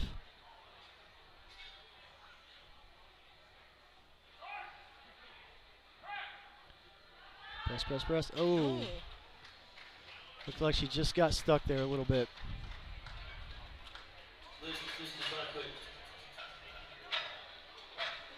All right, we've got Kloie Doublin coming up. She's been on fire quite a bit here. And she went 3 for 3 in the squat, looking to go 3 for 3 in the bench here. I can't help but laugh here. This is 248 pounds, and she's 18 years old. Like that, it's really not funny, but it's so crazy to me that that an 18-year-old is benching that kind of weight. That's amazing. And you can, I mean, just look at her poise, like standing there, like she's so focused. As an 18-year-old, I couldn't focus on anything when I was 18. Right. Like she's so determined and focused, and from what I hear, the way she trains is just, I mean, that laser focus all the time. Right. I guess it's no surprise she's here doing this. No, she's looking like she's here to do work. All right, here she goes, 248 on the bar. And she gets the press call. She's driving, she's driving, she's driving. She's not quitting. Go, go, go, go, go. Oh man, just a tiny, tiny bit too much. Yep. Man, that was a good effort. She's credited with 231 pounds, which, let's be honest, that's no joke. No. So I think she should be proud of that. She took a good run at that 248. Priscilla Ribic, 115 kilos on the bar, 253 pounds. Looking to go 3 for 3. Here comes Priscilla. 16-time IPF world champion, 16 times bars loaded. Priscilla is a member of the IPF Hall of Fame, which is a very, very elite group of lifters. That shows how long she's been around, and not only that, but how successful she's been during her time. Right. And she has showing no signs of slowing down either. No. Hits that 253 pretty darn easy for an American record. Kim Walford. All right, here comes Kimberly with 253.5 pounds on the bar. 15 kilos. Rori's on deck and Chelsea's in the hole. Kim Walford is the current reigning world champ of the 72 kilo class. Taking 253 for a ride.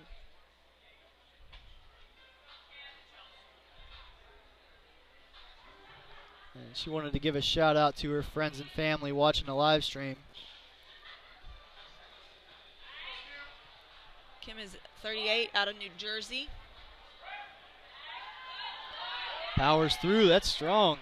Strong looking attempt. Judges, And that's 3 a good white lift. lights. 3 white lights. That's how you do it.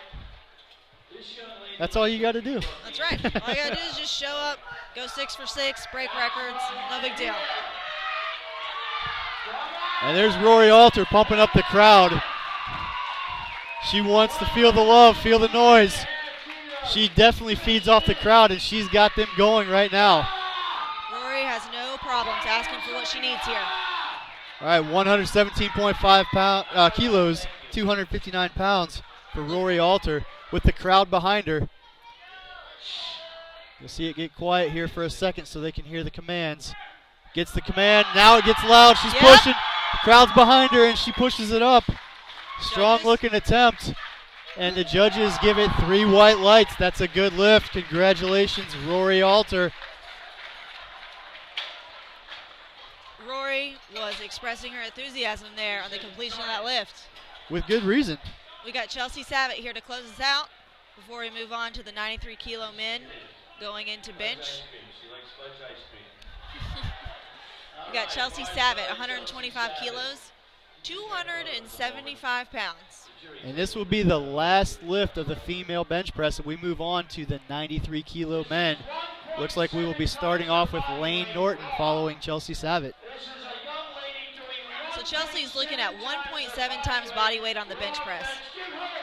275 pounds for a female that weighs less than 158. That is mind-boggling to me.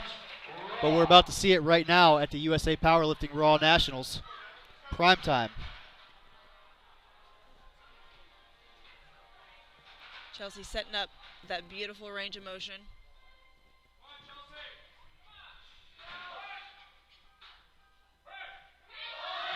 Little stick. Oh, just got a little stuck there.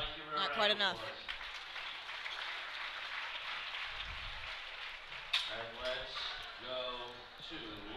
All right, we move on to the 93-kilo men. Like I said, we're starting off with Layne Norton.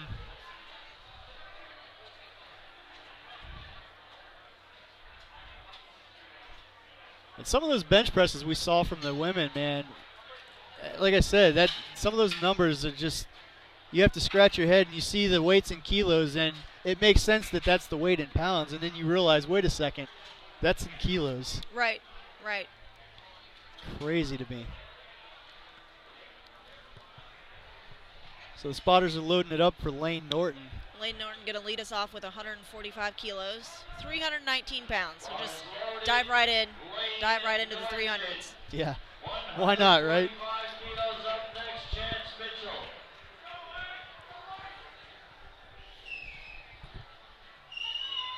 Layne definitely a crowd favorite. I think the way he gets, so psyched up before his lifts, and even his opening attempt. We talked about some of the lifters coming out almost looks like they're just going through the motions because they know it's an opener. Layne is like super pumped even on an opening attempt, which, if that's how you focus, then that's what you need to do. But man, I love watching this guy lift. Smooth. Yeah, definitely smooth. So Layne's not too shabby of a power lifter. Also, that's putting it mildly. Also a pro natural bodybuilder and a PhD in nutrition. So you may know a thing or two. May know a thing or two, that's correct. Coming up, we got Chance, 160 kilos. Chance is opening at 160 kilos, 352.7 pounds. Chance finished squats with 611 pounds. Oh, bars loaded, here comes Chance.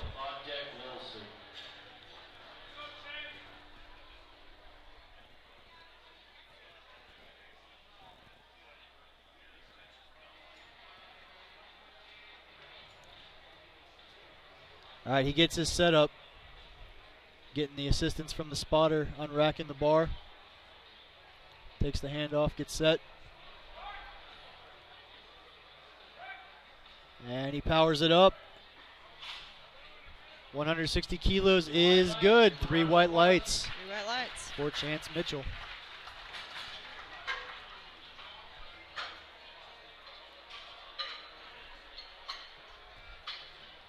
All right, your next lifter is David Woolson. David is taking his opening attempt, bench press at 170 kilos, 374.8 pounds. Makes his way to the platform.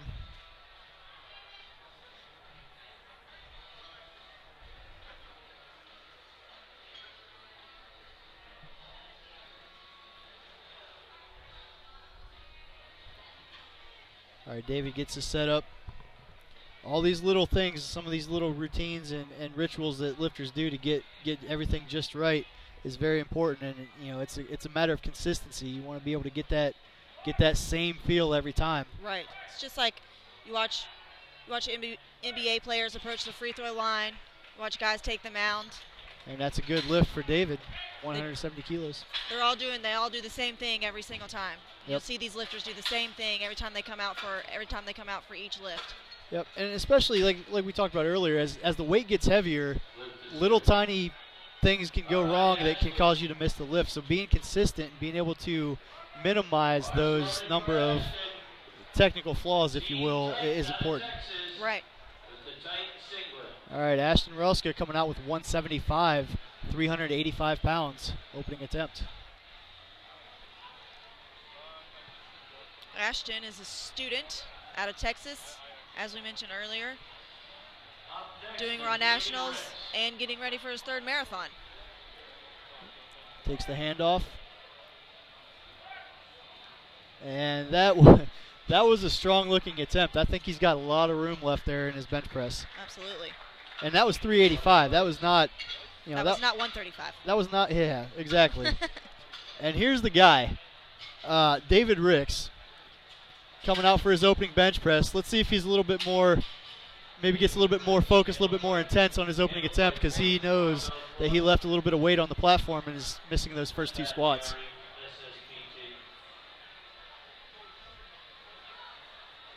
That is definitely one guy I would not count out of this competition. Just when you think that, well, this might be the year that, Dave loses a step, he hits PRs at age 58. And if you notice on the backdrop behind you, Dave Ricks is benching and also deadlifting there. Yeah, Dave Ricks, one of the icons of the sport, definitely been around for a long time.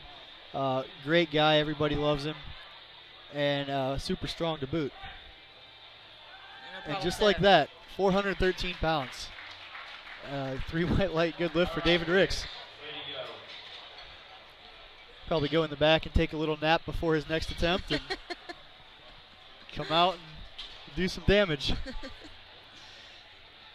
All right, we got Sean Moser coming up. Coming up next, 192.5 kilos, 424 pounds. All right, here he comes. Finished with a squat of 622.8 pounds, opening up with a bench of 424. That's a big subtotal. And subtotal, when we use that term, subtotal means your best squat and your best bench press combined going into the deadlift. So when we use that term, that's what we're referring to is your best bench and your best squat combined. But here's Sean right now, 424 on the bar. Had a little slowdown there at the top, but he powers through. 3 white lights, that's a good lift. I'm not sure how much, you saw some of the first attempts were real fast, that one might have been closer to his top end, but I think he's still got quite a bit of room there to go up. All right, we got Jonathan Cayco coming out, 195 kilos. That's 429 pounds. Jonathan finished squats with a 584-pound squat. Looking at a forecasted total of 1,647 pounds. So this ties his PR right now. His personal record bench press in competition is 195, and he's starting off with that. So he's obviously looking to destroy that on a second attempt, given first attempt goes well.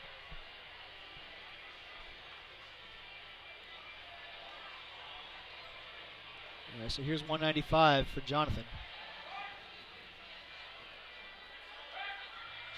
And that is that ties his personal record bench press. So I think we're going to see clearly him far exceed his personal best today, based on how easy that looked. Absolutely.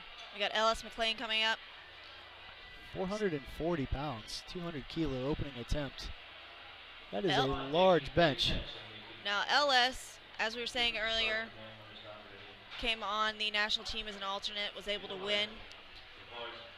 LS is known for a big bench. He's obviously good enough to win gold, to be in the best in the world, but this is his event here.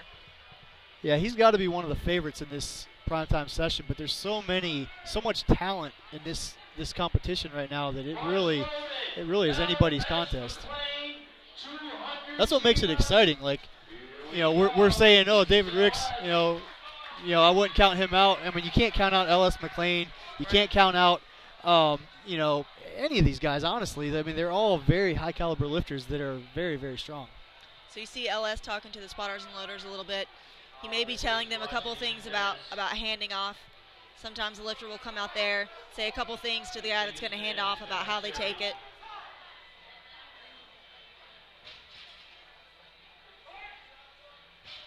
And he takes 440 down and up just like that. All right, then. 3 white lights. That's a good lift for LS Mcclain, and we're back to the top of the order. And tell LS to put some weight on the bar for that second attempt. I mean, if 440 is not weight, I mean, what is he going to go to? Is he going to?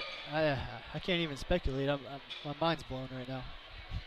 Yeah, the bench record is 230 kilos for the 93 kilo men. So I would like to see him take a shot at that. I mean, You obviously see a crack. from my chair, of course I want to see that.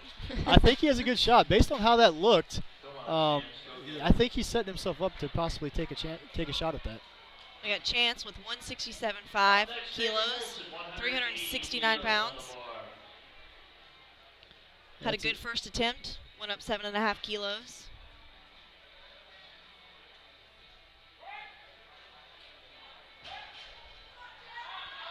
Drives. Got the recommend, judges. 3 white lights. And that's a good lift for Chance. So that one to me looked a little bit hard. Now, you think that's one of those situations where he might just take a 2.5 kilo jump, maybe a 5 kilo jump, something that's not too crazy, just to try to get every little kilo he can to add to his subtotal going into the deadlift. For sure. We got David Woolson coming up, 180 kilos, a nice round 10 kilo jump, 396 pounds.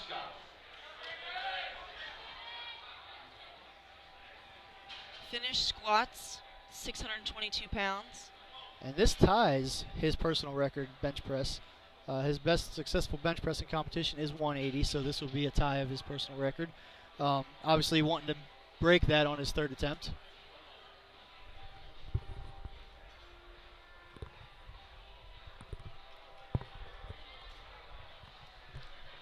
All right, he gets the handoff. I think he may have a personal record in the third attempt here based on how that looked. That was pretty easy. That's a good lift. 3 white lights. Absolutely. We're talking about personal best and trying to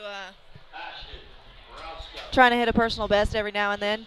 The further along you get into the sport, the harder those seem to come by. Yeah. And that's where, when you're talking about training and things like that, everybody trains a little bit differently. But, yeah, like you said, the stronger you get, the more specific, I guess, you have to be with, targeting your weaknesses and things like that to continue your progress. Absolutely. All right, there's Ashton. Taking 182.5, so breaking in 402 pounds. Human anatomy chart. 402 pounds on the bar. 20-year-old out of Texas.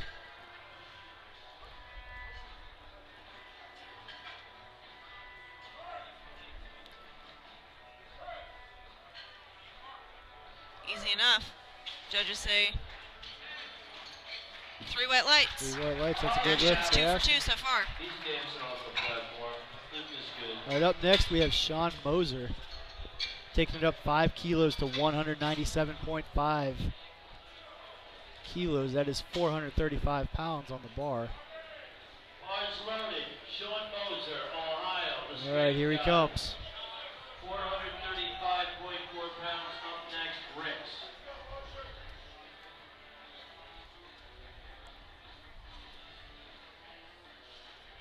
So it looks like Sean holds the current junior bench record. Yep, and I believe he has aged out of the juniors now, but he still currently holds that record. And here he is with 435. And there you have it. Strong looking attempt for Sean Moser.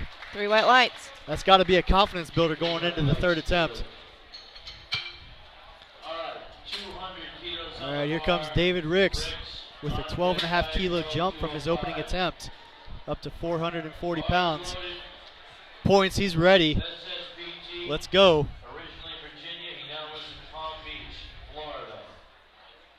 Giving last minute instructions to his handoff person to get everything right. Here he goes. His signature, let's go to work. David Ricks. This will give him, we've got a forecasted total of just a little over 1,700 pounds. Finished squats with 644.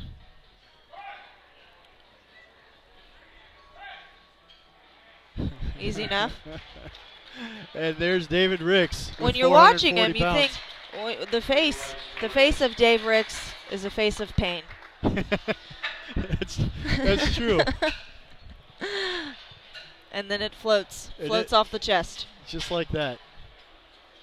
We've got Jonathan coming up, 205 kilos, 451 pounds.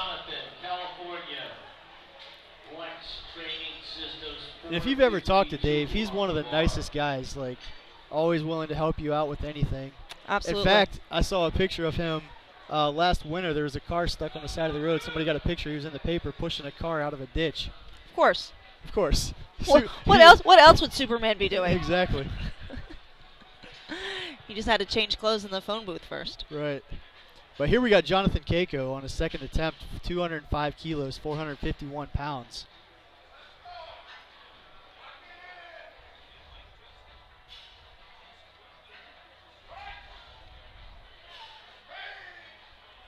A lot of power off the chest there for Jonathan. Looks good. 3 white lights. 451 pounds for Jonathan.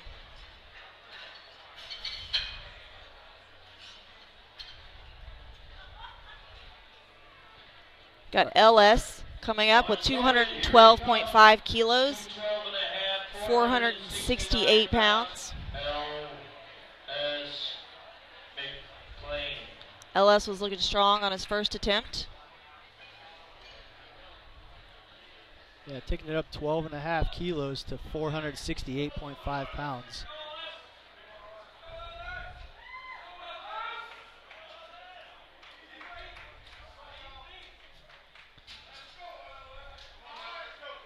A lot of cheers from the crowd from LS. And with this bench press, and based on his opening attempt, he is projected in third, which shows you the level of competition we have right here. The reigning world champion projected third at Nationals. That's how tight it is right now. Right. But he blows that up, 468 pounds easy, 3 white lights. So as you start finishing up benches, you kind of start to see who's going to be where. As some say, the meat doesn't start till the bar hits the floor. And it looks like the current top 4 lifters in the 93 kilo primetime session are all within 10 kilos of each other. I'm sorry, they're all within, there's a 10 kilo spread between first and fourth right now, projected based on the current subtotals and projected opening deadlifts. We've got Chance with 170 kilos on the bar, 374 pounds.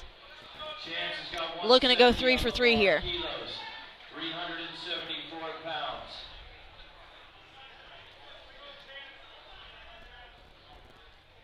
Do you know who those 4 were? Josh? No. Little fight for Chance. That's good. Judges, 3 white lights.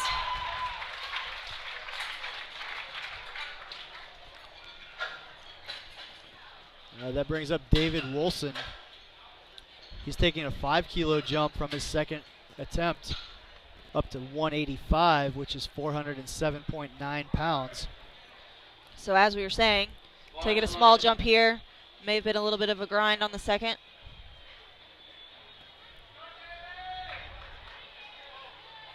This is going to be, so we got a forecasted total of 1,780 pounds for David. 407 pounds on the bar right now, though, for the bench.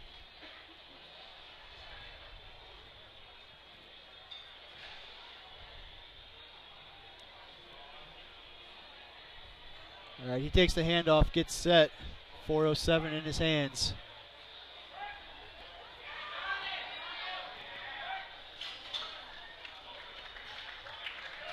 And that's a good lift. 3 white lights for David Woolson. And while we have a second, we want to thank our sponsor, Titan. Titan Support Systems is a proud sponsor of the 2017 USA Powerlifting Raw Nationals. 4 decades of champion powerlifters. Learn more at www.titansupport.com. 187.5 on deck, Sean Moser in the hole, David Ricks. We got 187 for Ashton, 413 pounds. Looking to go 3 for 3.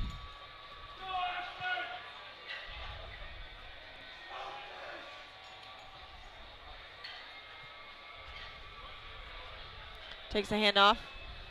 You see the side judges put their hands down. Oh, Gets a little crooked on the side. Oh, Oh, man, no. I thought he was going to power through that one. Just missed there, halfway up. so the side judges will give the head referee the signal that the lifter is set, and then the head referee will then give the lifter the start command, correct? Yep. Each referee has a different vantage point, so the 2 side referees signal to the chief referee when, like you said, they're in the proper position to get the start command. We got Sean, 205 kilos, 451 pounds. 2 for 2 so far, looking to finish strong. So he took a 7.5 kilo jump here. He took a 5 kilo jump from his first to second and a 7.5 from his second to third. Maybe, it took him a little bit to get going here. Felt good. Now he's taking a little bit bigger jump. Trying to get 205 on the board, 451 pounds. Here he goes. Gets the press command, drives. He's stuck. Oh, man, just No. got a little hung up there Quite get halfway it. up. And sometimes, it's one of those situations where maybe he felt like he needed to get that 205 to be able to place it, overall when deadlift rolls around. And sometimes, sometimes at these meets you roll the dice and you have to see what happens after you do that. All right, we got Dave Ricks, 207.5 kilos, 457 pounds. And this is a Masters American record. The current record is 205 kilos. He's attempting to break it by 2.5 kilos. All right. Dave Ricks is fired up. All right, let's go, Dave. Superman David Ricks getting under the bar with 457. 58 years old.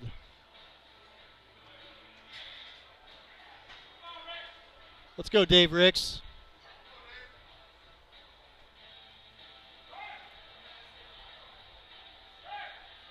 All the way up, just like that.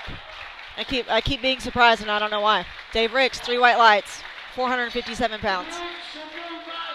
I've been watching Dave for I don't know how many years. And yeah, you would think that after a while you would just come to start expecting those things and it not be mind-blowing. But, I still am just shaking my head. Like, That's right. How does he do this? We got Jonathan coming up, 210 kilos, 463 pounds. Jonathan finished squats with 584 pounds.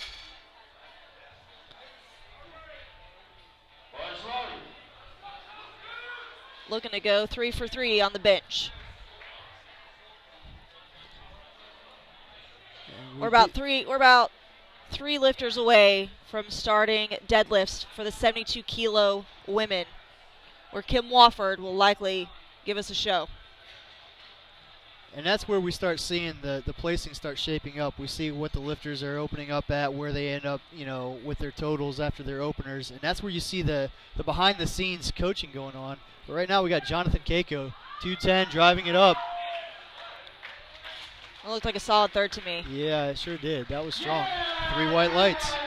That's kind of what you're looking for in a third attempt, You want to take just the right amount of risk. Don't want to leave too much out there, but don't want to put too much on that you don't get it. We got LS coming out with 7.5 kilo jump, 220 kilos, 485 pounds for LS. 485, Dennis. 485. He's getting close. I think this may, with the forecasted total, he's looking ranked towards the top there. Yeah, it looks like this will put him into second with projected. No, I'm sorry, first. Yes, this will. So he is going into with his current deadlift opener projected first place total. But obviously, we know that that doesn't mean anything. Right. As everybody gets 3 attempts in the deadlift as well, so things will definitely get interesting here in the deadlift. Looks strong. And that definitely does not hurt the cause. A 485-pound bench press 3 to white take lights for into LS. the deadlift. And that concludes the men's bench press, and it looks like they will break down and set up for the deadlift. We'll take a 5-minute break for the lifters and to get set, this platform to get ready. We want to thank our sponsors while we have a minute. A7. A7 is a proud sponsor of the USA Powerlifting Raw Nationals. Follow A7 on Facebook, Twitter, and Instagram, or log on to www.a7intl.com. So, Jen, what stands out to you in some of these bench presses we just saw? Well, all I can think about is Dave Ricks, because it always looks like so unsure, and then he absolutely crushes it. LS is looking very strong. A lot of power off the chest. The one that keeps standing out in my mind as well, I mean, obviously those as well, but Kloie Doublin at 18 years old. Yeah. Like, I can't get my mind around that. Like, if there is a high school senior in the weight room with me as a senior or as anything, benching that kind of weight, I'm not sure. I may have never got into powerlifting. I might have just turned around and walked out and said, man, I don't think I'm going to make it. Absolutely. And then she had a really good looking squat as well. Of course, Kim Walford. Kim Walford's looking very good in both the squat and the bench, and we know she's got a deadlift. Chelsea Savit. Chelsea Savit, I think, missed her third squat and bench. So I know Chelsea's been working on grip, so I'm excited to see what she's able to do in the deadlift.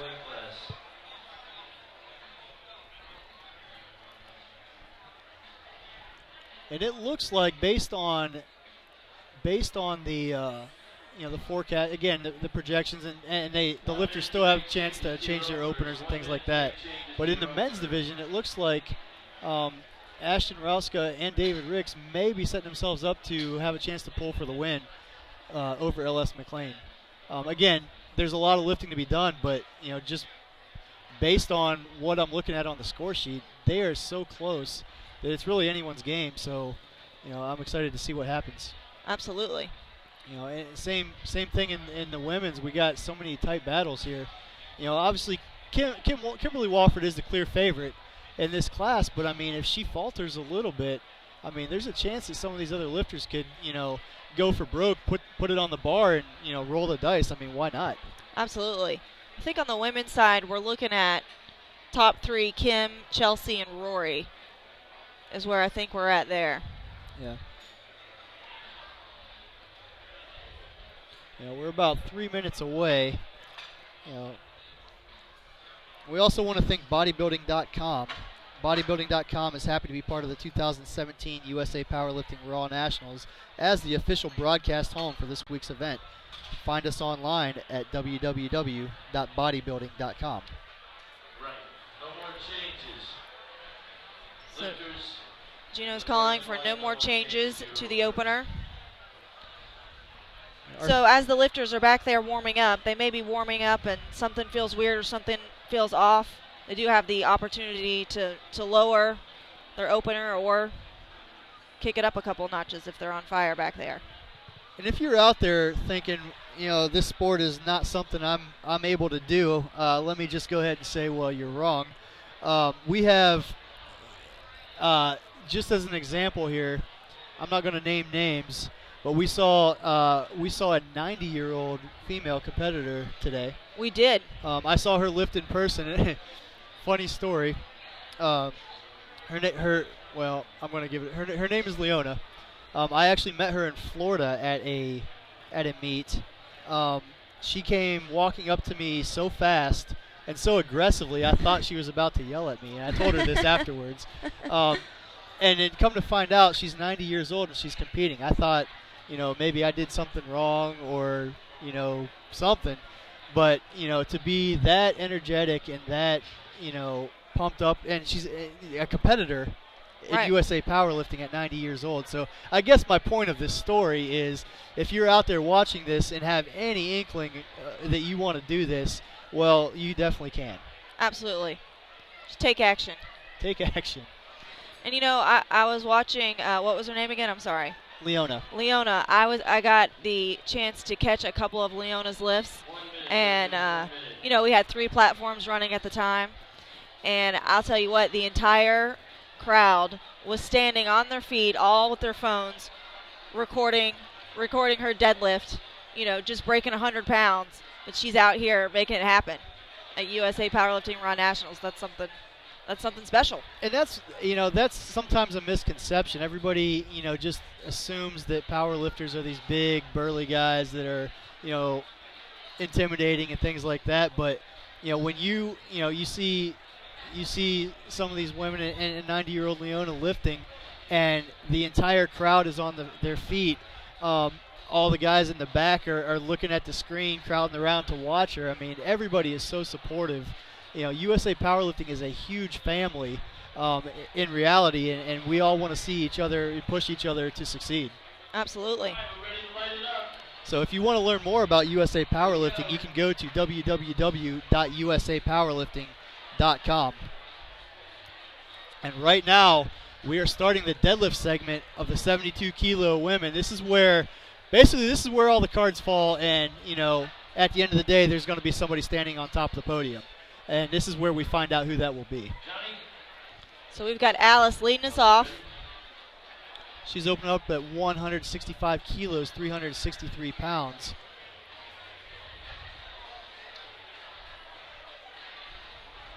We're just waiting on the chief referee to give us the signal that the platform's ready to go, and we'll be underway. And this is, obviously I love the sport of powerlifting, but this is kind of the culmination of all the ramp up of the squat, all the ramp up in the deadlift. This is where you know exactly by the end what numbers you need. The base has been built. Now you put it all on the line for the placings.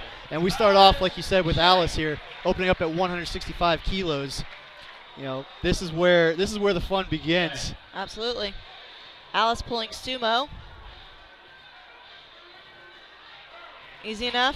Easy lift, and the judges give it 3 white lights. And this is also where, if you're in the back, a lot of people don't get to see the background, behind the scenes stuff.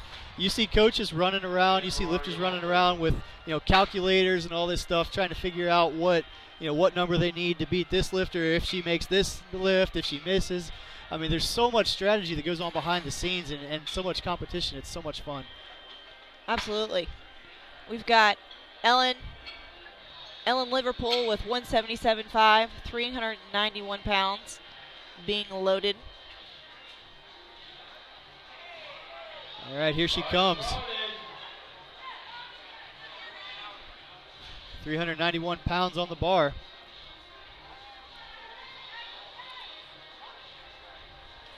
And that looks strong. And the judges give it 3 white lights. So in the deadlift, we've talked earlier about the squat commands. We've talked about the bench commands. The great thing about the deadlift, there's one command, and that's down.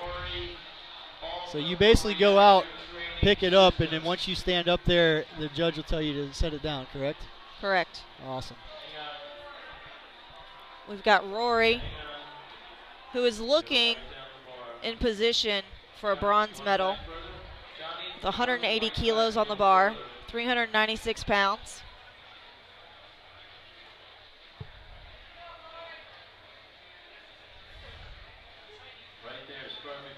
Yeah, she is. It looks like she is currently with these opening attempts going to be in third position overall.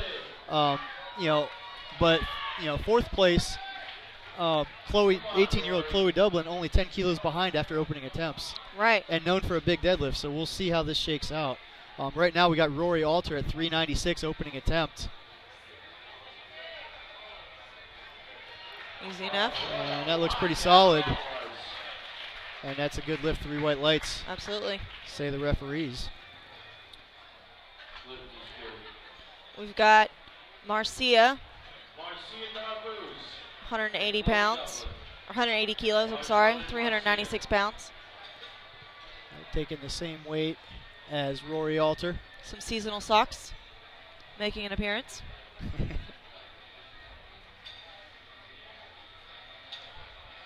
And you see the different stances here. She's taking a sumo stance. Yep. Strong opening attempt for Marcia. A little fast off the ground for sumo. Somebody should tell her she's doing it wrong. Well, maybe that's just too light a weight on the bar. She needs to put some weight on the bar. So what we're talking about, the sumo deadlift versus the conventional. Basically, a sumo deadlift means that your hands are inside your feet when you grip the bar. Conventional meaning your hands outside of your feet. Both are legal in USA Powerlifting, and lifters choose based on their sometimes personality, but their strengths and weaknesses. So here's Kloie Doublin at 180.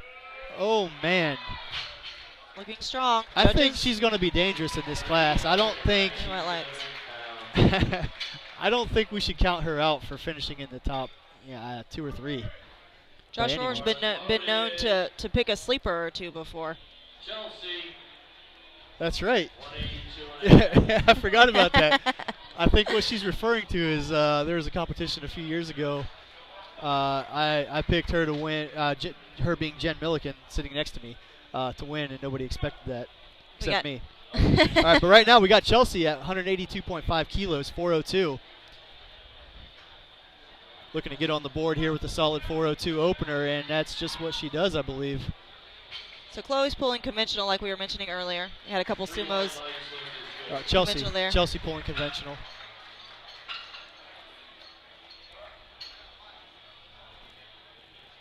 All right, that brings up Gina Hensley at 185 kilos, 407 pounds.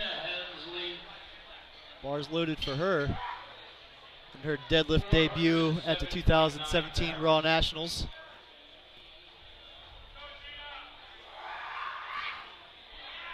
A little intensity there.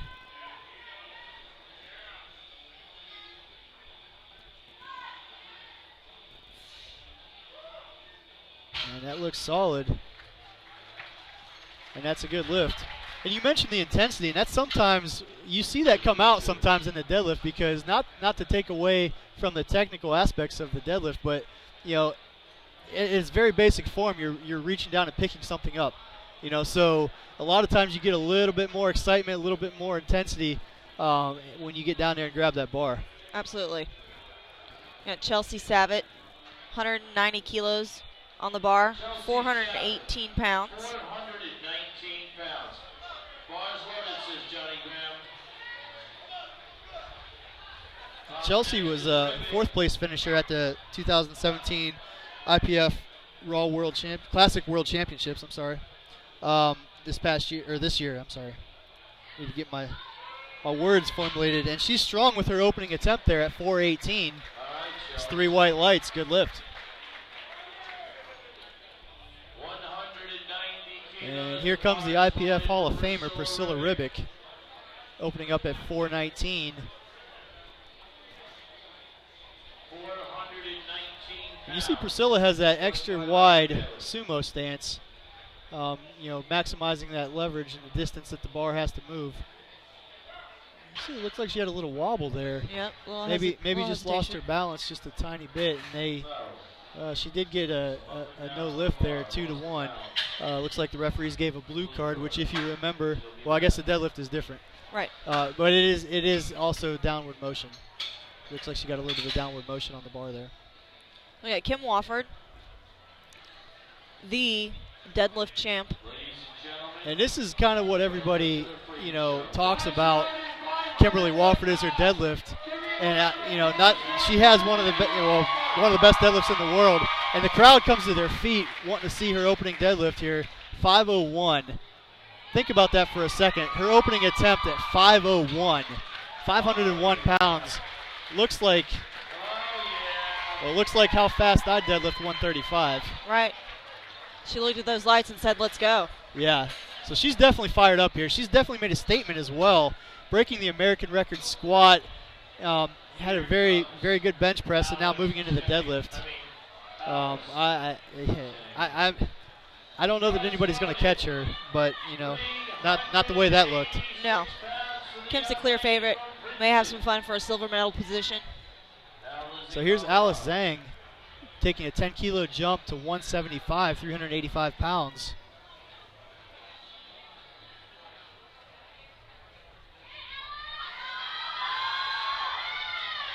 And she grinds through nicely.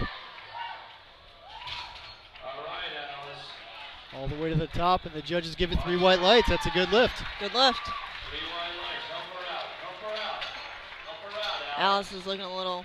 Yeah, and sometimes, when you're straining and pulling that hard, sometimes you get a little bit lightheaded because it's a decent amount of time without breathing, and during that lift, your blood pressure obviously is elevated. So sometimes when you set that bar down, you do get a little bit lightheaded.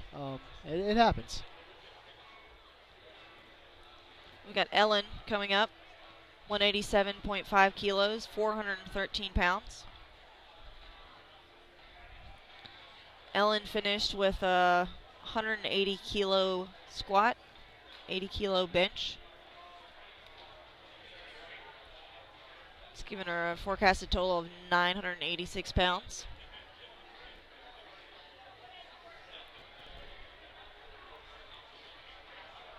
Trying to get the platform cleaned up a little bit. Yep. And this deadlift, 413 for Ellen, will actually give her a 448 kilo, or 447.5 kilo total, which is only 5 kilos under her personal best total. So, if she's successful on this, I would expect to see something in the range of a 7.5 to 10 kilo jump for a personal record total. But obviously, first things first. Bar's loaded for her second attempt. She has to take care of business on this first. All right, so here's Ellen at 413, second attempt. Oh, man. Easy enough. I think she's definitely going to have that total PR. Yeah, I think that's definitely in the cards today, and I think she knows it. All right, we got Priscilla Ribic. Sorry. And I think that's something that, sometimes as a lifter, correct me if I'm wrong, sometimes when you make a first attempt like that or a second attempt like that, I mean, you, in the back of your mind, you just kind of know, like, okay, today's the day. Absolutely. And I think, obviously I don't know what she's thinking, but based on how that looked, I think that's got to be running through her mind. For sure. And so here's, like you said, here's Priscilla Ribic coming back, a relift here, not a relift, second attempt at 190. She missed a little bit of balance issue on her first, so 418 here. I expect her to get this. This is fairly routine weight for Priscilla Ribic. Yeah, and she makes that look easy, and that's a good lift for Priscilla. Coached by USA Powerlifting President Larry Maley. Got Rori coming up, 190 kilos, 418 pounds, 419 pounds, 10 kilo jump.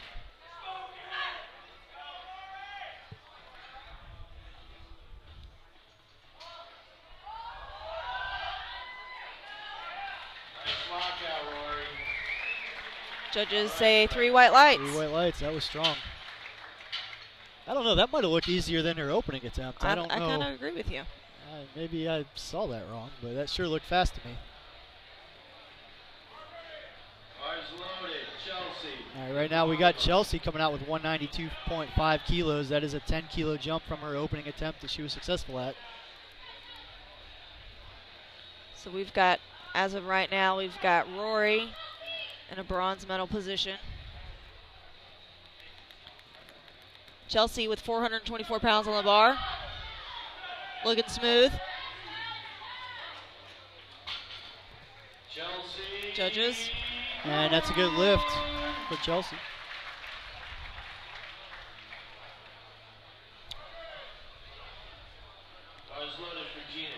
All right, we got Gina Hensley, 192.5 kilos, 424 pounds. Second attempt. And this is a personal record for her. Her best in competition is 190. This is 192.5. So she's going straight to it, not wasting any time here. Right. And just couldn't quite come through there. Just got a little bit hung up just below the knees. She'll get one more shot at that on her third attempt. Look at the face on Kloie Doublin. Kloie is here for business. She is not messing around here.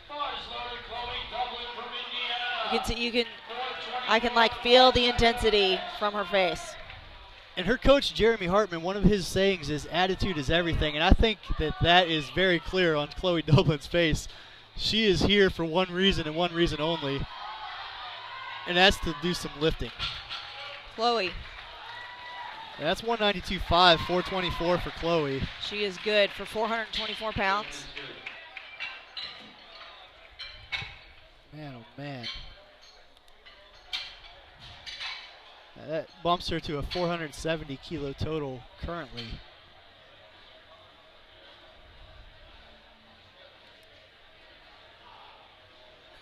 So currently in fourth place. But only,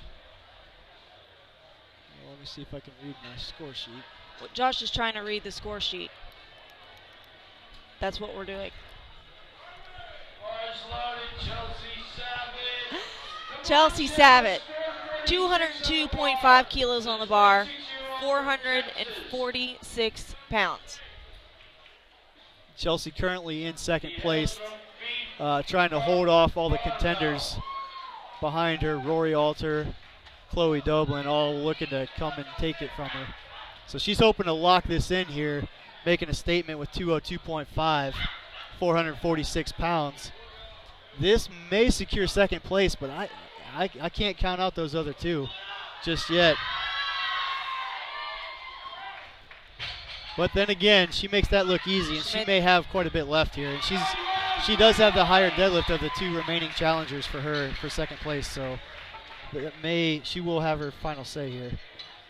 All right, Kim Walford, 240 kilos, 529 pounds. Kim is about to take just about 3 kilos under the current record, which is hers. This is under the current American record deadlift, but this does exceed the American record total. So this is an American record attempt, not in the deadlift individually, but in the total, which at the end of the day is what matters. So the crowd gets to their feet here for Kimberly Walford, 529, American record total attempt. And that was no problem. Looks like she comes through in world champion fashion here with one attempt to go. I'll tell you what, Kloie's not the only one here for business. That is very true. Nobody is messing around in this flight. And we're only getting started here because we got the 93 kilo men coming up right after this as we move into third attempts in the 72 kilo female division. So we start off third attempts with Alice Zheng. She's bumping it up to 177.5, 391 pounds. And this is the attempt. This is where everyone puts it on the line. This is your last chance, your last time on the platform. Friday night primetime powerlifting. We got Alice with 391 pounds on the bar, 177.5 kilos. Gets it moving. Manages the lockout. 3 white lights for Alice. And that's a good lift for Alice.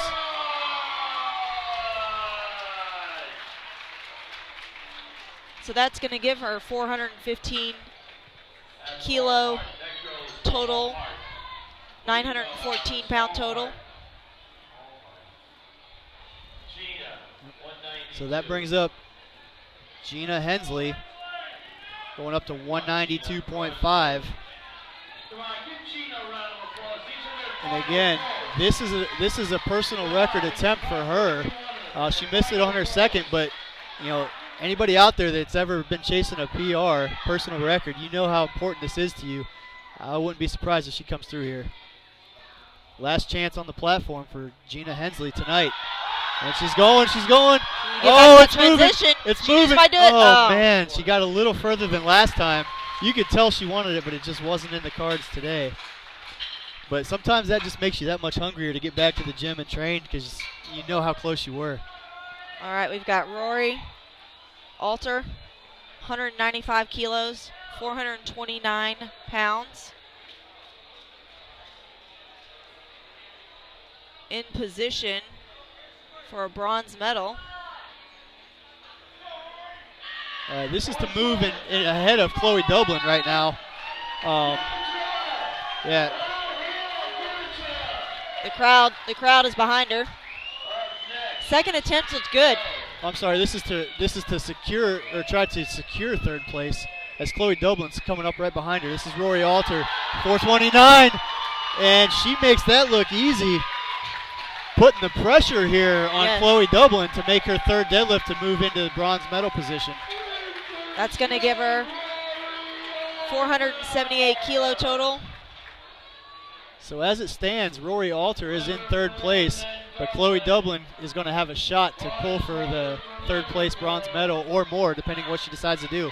Right now we got Ellen Liverpool, third attempt at 435, 197.5 kilos.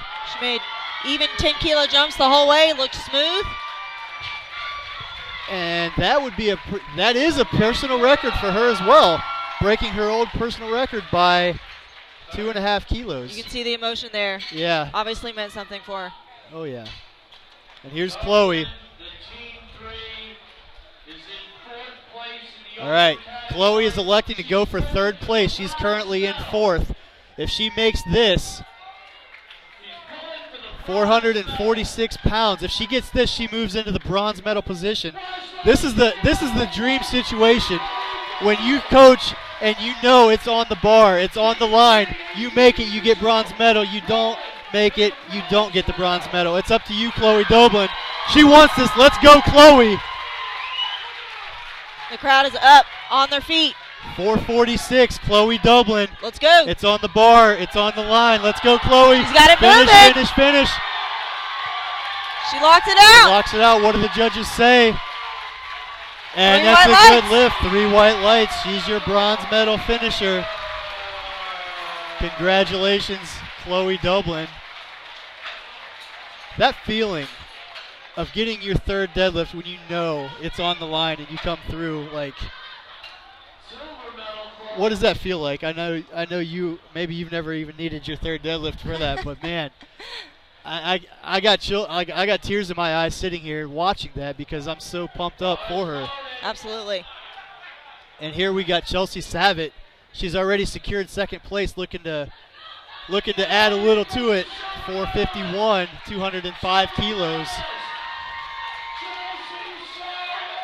I know Chelsea's been working hard on grip. It's been an issue for her, so I'd love to see her pull this off. Just to end with an exclamation mark here. Second place secured. Why not add a little to it? What do the judges say? Did she get locked out there at the top? Ooh, not quite. Yeah, it looked like maybe she just had a little bit of trouble getting those shoulders back at the very top. But hey, you know, she comes away with the silver medal. That's right. Not bad. And I want to say, did she hit a PR there? Let's see. She finished with 202.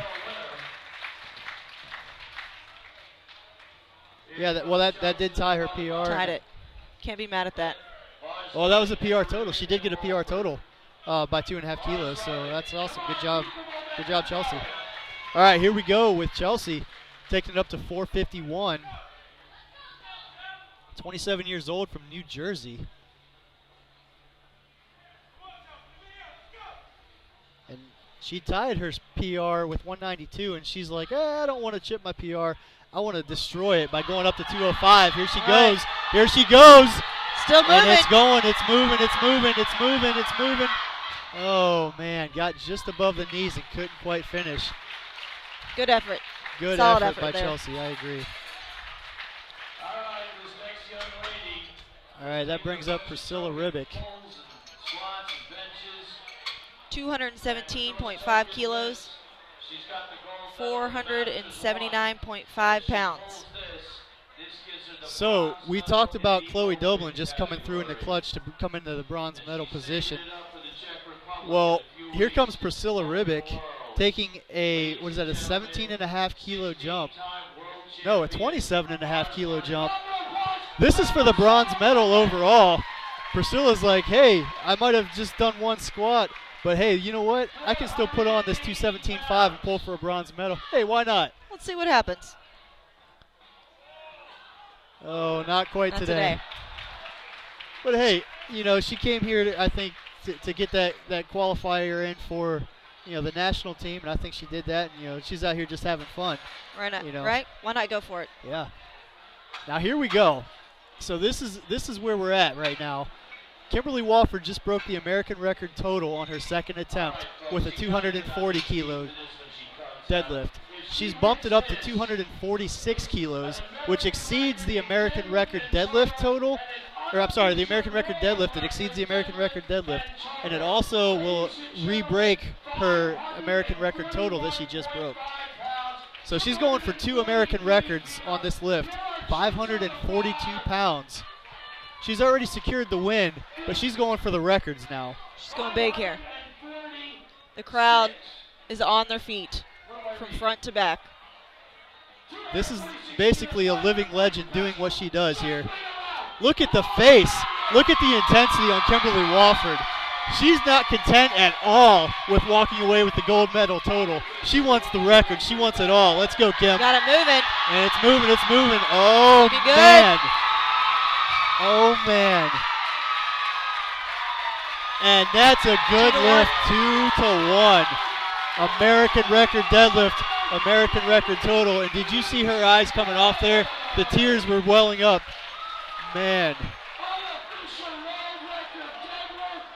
I have no words to say. I have chills right now.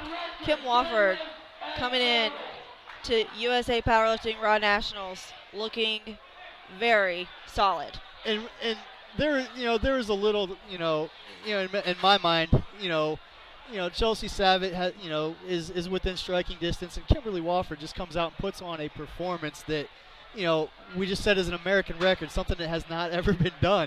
So, you know, basically saying no, not today. Absolutely. You know, I'm still on top for now.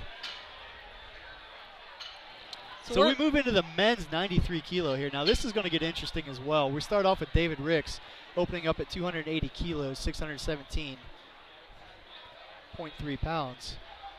You know, and again, you know, some of the adrenaline, you know, we're still feeling from that female session here, and we got a whole nother shot of it coming as we start the men's 93 kilo division.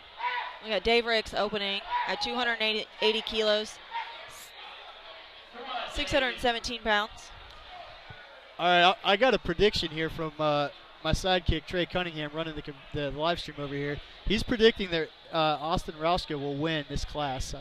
That's a interesting prediction, and we'll see what happens here. I don't think I can count out Mr. David Ricks here.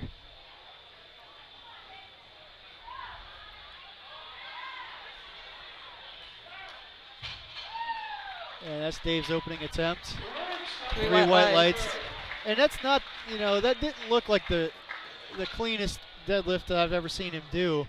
But again, it's David Ricks, and we saw him miss 2 squats, you know, I don't want to say in epic fashion. I mean, he missed them, you know, but then he comes out and destroys it. So right. I think, you know, maybe this is all a game. Maybe he's playing with us. Maybe he wants us to think that he doesn't have anything left, and then he comes out and pulls for the win. But right now we got Layne Norton. Look at him storming to the platform.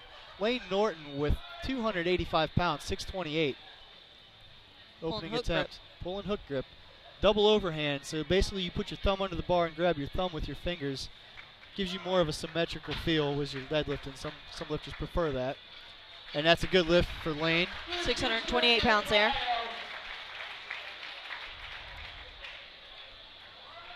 Got Jonathan opening with 287.5 kilos, 633 pounds.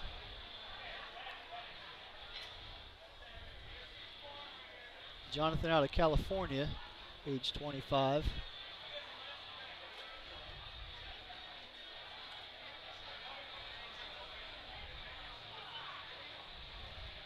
Not quite the intensity of Layne Norton for Jonathan. And that's what I love about this. Like, there's so many different personalities and intensity levels, you know, but at the end of the day, they're all going out here and executing with these massive weights. Absolutely. Pretty impressive.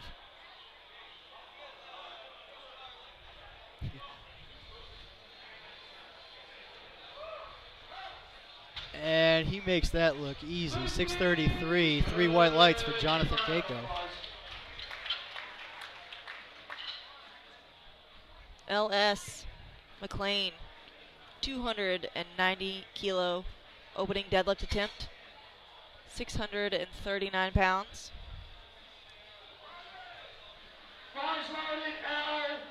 LS a contender for a gold medal.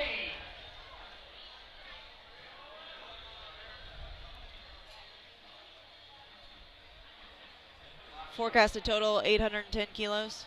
Yeah, and looking at the score sheet here, we still got 2 deadlifters at the bottom of the flight, Ashton Rouska and David Woolson, that are both, with their opening attempts, will have an 807.5, only 2.5 kilos behind LS Mcclain. But they both have the heavier deadlift, so they're both going to have a chance to pull ahead of him. So LS needs to get every possible kilo he can get here in the deadlift, because he knows he's got 2 big deadlifters coming after him that are going to take a shot at him for the win. So every kilo, I mean, just as we talked about earlier, every kilo is critical for him. But hey, you know, you're not the world champion by accident. Absolutely not. And that's an easy opening attempt for LS Mcclain. LS had my heart beating a little bit, running down the clock, getting that attempt in. Here comes Sean Moser, Mitchell on deck. Got Sean Moser, 295 kilos, 650 pound opening deadlift attempt. Five-started Sean Moser, 295 kilos, 650 pounds. All right, Sean, age 24, out of Ohio, opening up with 650 pounds. That's the crazy thing. You got, you know, Sean Moser's 24, Dave Ricks is 58. Like, you know, this just shows you can do this sport for a long time. And here we got Sean, 650 opening attempt, and it's moving. Oh, it's moving fast. Yep. I think he's going to have a lot left there. Yeah, lift is good. And that's a good lift for Sean. All right, that brings up Chance Mitchell at 661, opening up with a nice even 300 kilos. I think Chance likes those nice round numbers. Yeah, I mean, some people have their little, you know, their little things they do. Like, if some people miss a number in competition, you know, more than once or twice or sometimes 3 times, and they never attempt that weight again in competition. So I mean, a lot of powerlifting can be a bit of a mind game with yourself. Come on, Chance. So here comes Chance, 661 on the bar, opening up. 61 pounds, Chance Mitchell out of Texas.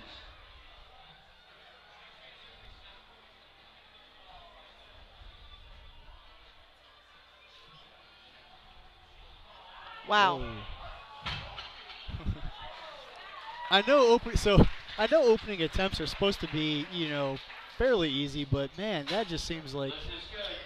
That was too fast. Like, is that a smoke show? Like, just trying to show us, like, hey, you know, you have no idea how much I can deadlift today because this is obviously easy. Right. I don't know, man. It's almost like they're trying to trick us. We've got Ashton coming in, 320 kilos, 705 pounds. And with this, like we said, he will be only 2.5 kilos behind the leader, LS Mcclain. This is the official prediction of Trey.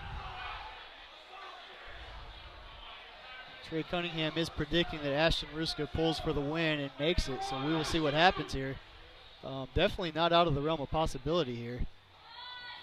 And I guess that kind of confirms his prediction that that's a very likely scenario. just to make it interesting, I'm going to go ahead and say David Woolson pulls for the win. He's coming up right now with 340, 740, 749. Is that right? 749-pound opening attempt in the deadlift.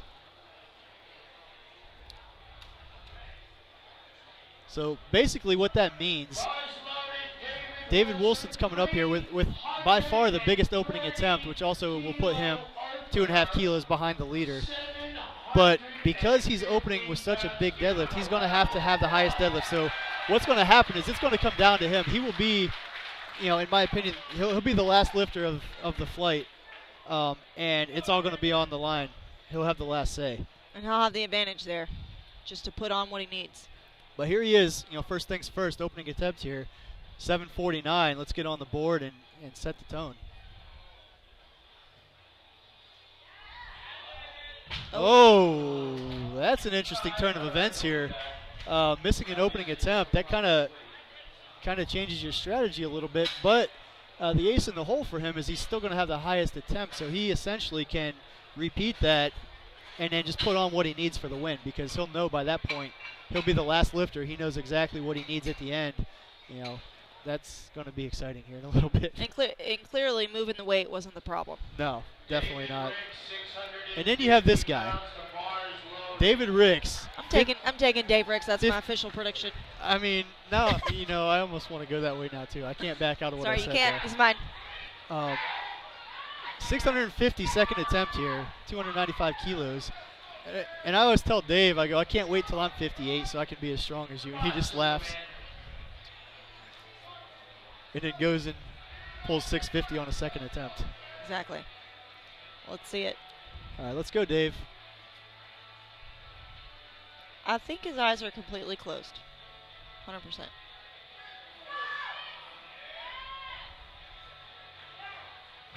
All right, Rex, what did the referee say? And that's a good lift for Dave. So here's the thing. That one looked, it didn't look great. It was a solid lift. When I say it didn't look great, it looked a little bit hard. But that's another one of those things. Like, it's Dave Ricks. He's going to come out for his third attempt with some extra energy because it's going to mean something. He's going to put on something for placing here. Absolutely. And he's going to come out, and I bet you he pulls it because that's what Dave Ricks does. He's Superman. Exactly. We've got Jonathan coming out, 297.5 kilos, 655 pounds. Up next is LS. Jonathan keeps the intensity on the inside. But it's there. Yep. All right, 655, second attempt. Yeah, you can see it in the eyes. It's there. Some people keep it in. Some people bring it out. Easy enough. Yep. Just like that. And that's a good lift.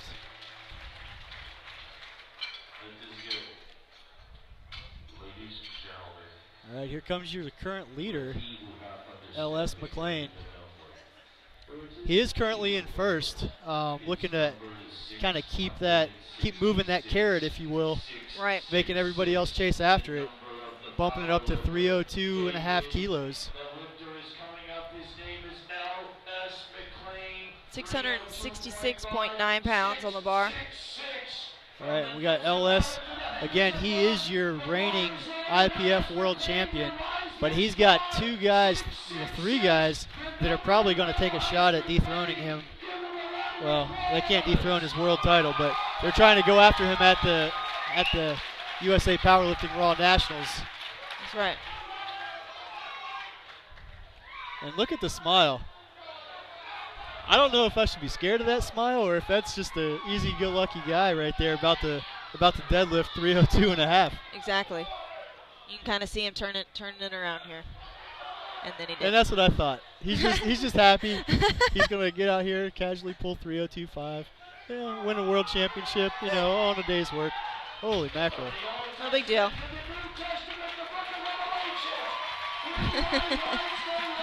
Little flare there as he walks off the platform.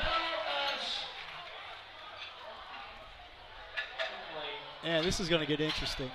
This is already interesting. All right, he's in the zone, man. So that bumps him up to 822.5 kilos.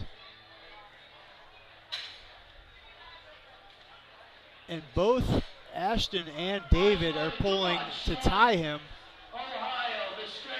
I'm sorry, Ashton is pulling to tie him on a second attempt and move into first via body weight. But right now we got Sean Moser at 307.5, 677.9 pounds. These are some giant deadlifts. Yes. Sean had an easy first attempt. Second looking just as good. 3 white lights.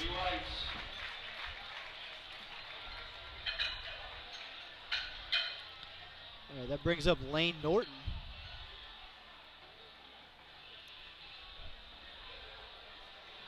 Layne was the 93 kilo USA Powerlifting National Champion in 2014, 2015, and we mentioned he had a back injury that kind of took him out for a few, a year or so, but he is back. So let's see what he does here. I mean, I can't say we could count him out either. Having been on top before, he knows what it feels like and how bad he wants it back. So here he comes at 683.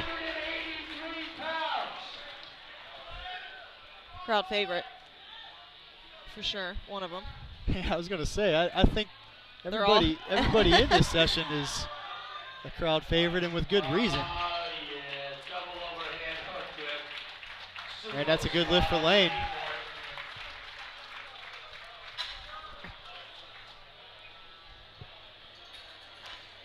And we got Chance Mitchell jumping up 15 kilos from his opening attempt, going up to 694.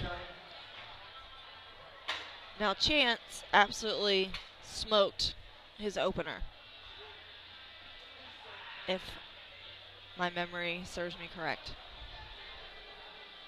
315 kilos, 694 pounds for Chance. Second attempt deadlift. You see the crowd is standing room only basically there. Everybody wants to see who's it going to be. And that's the $1 million question.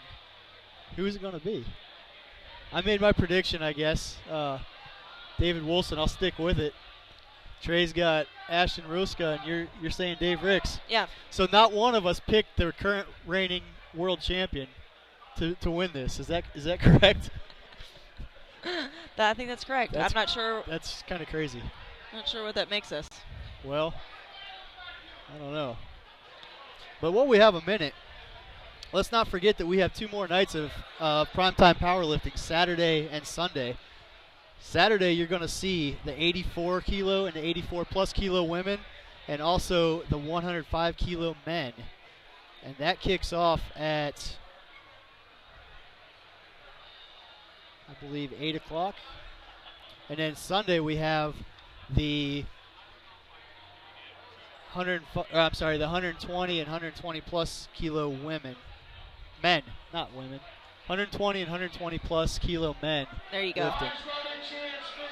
We got Chance. All right, now we're back. Kilos. We got Chance Mitchell here. Second attempt at 694. They got all the slippery baby powders cleaned off the platform, ready to do some work here, Chance.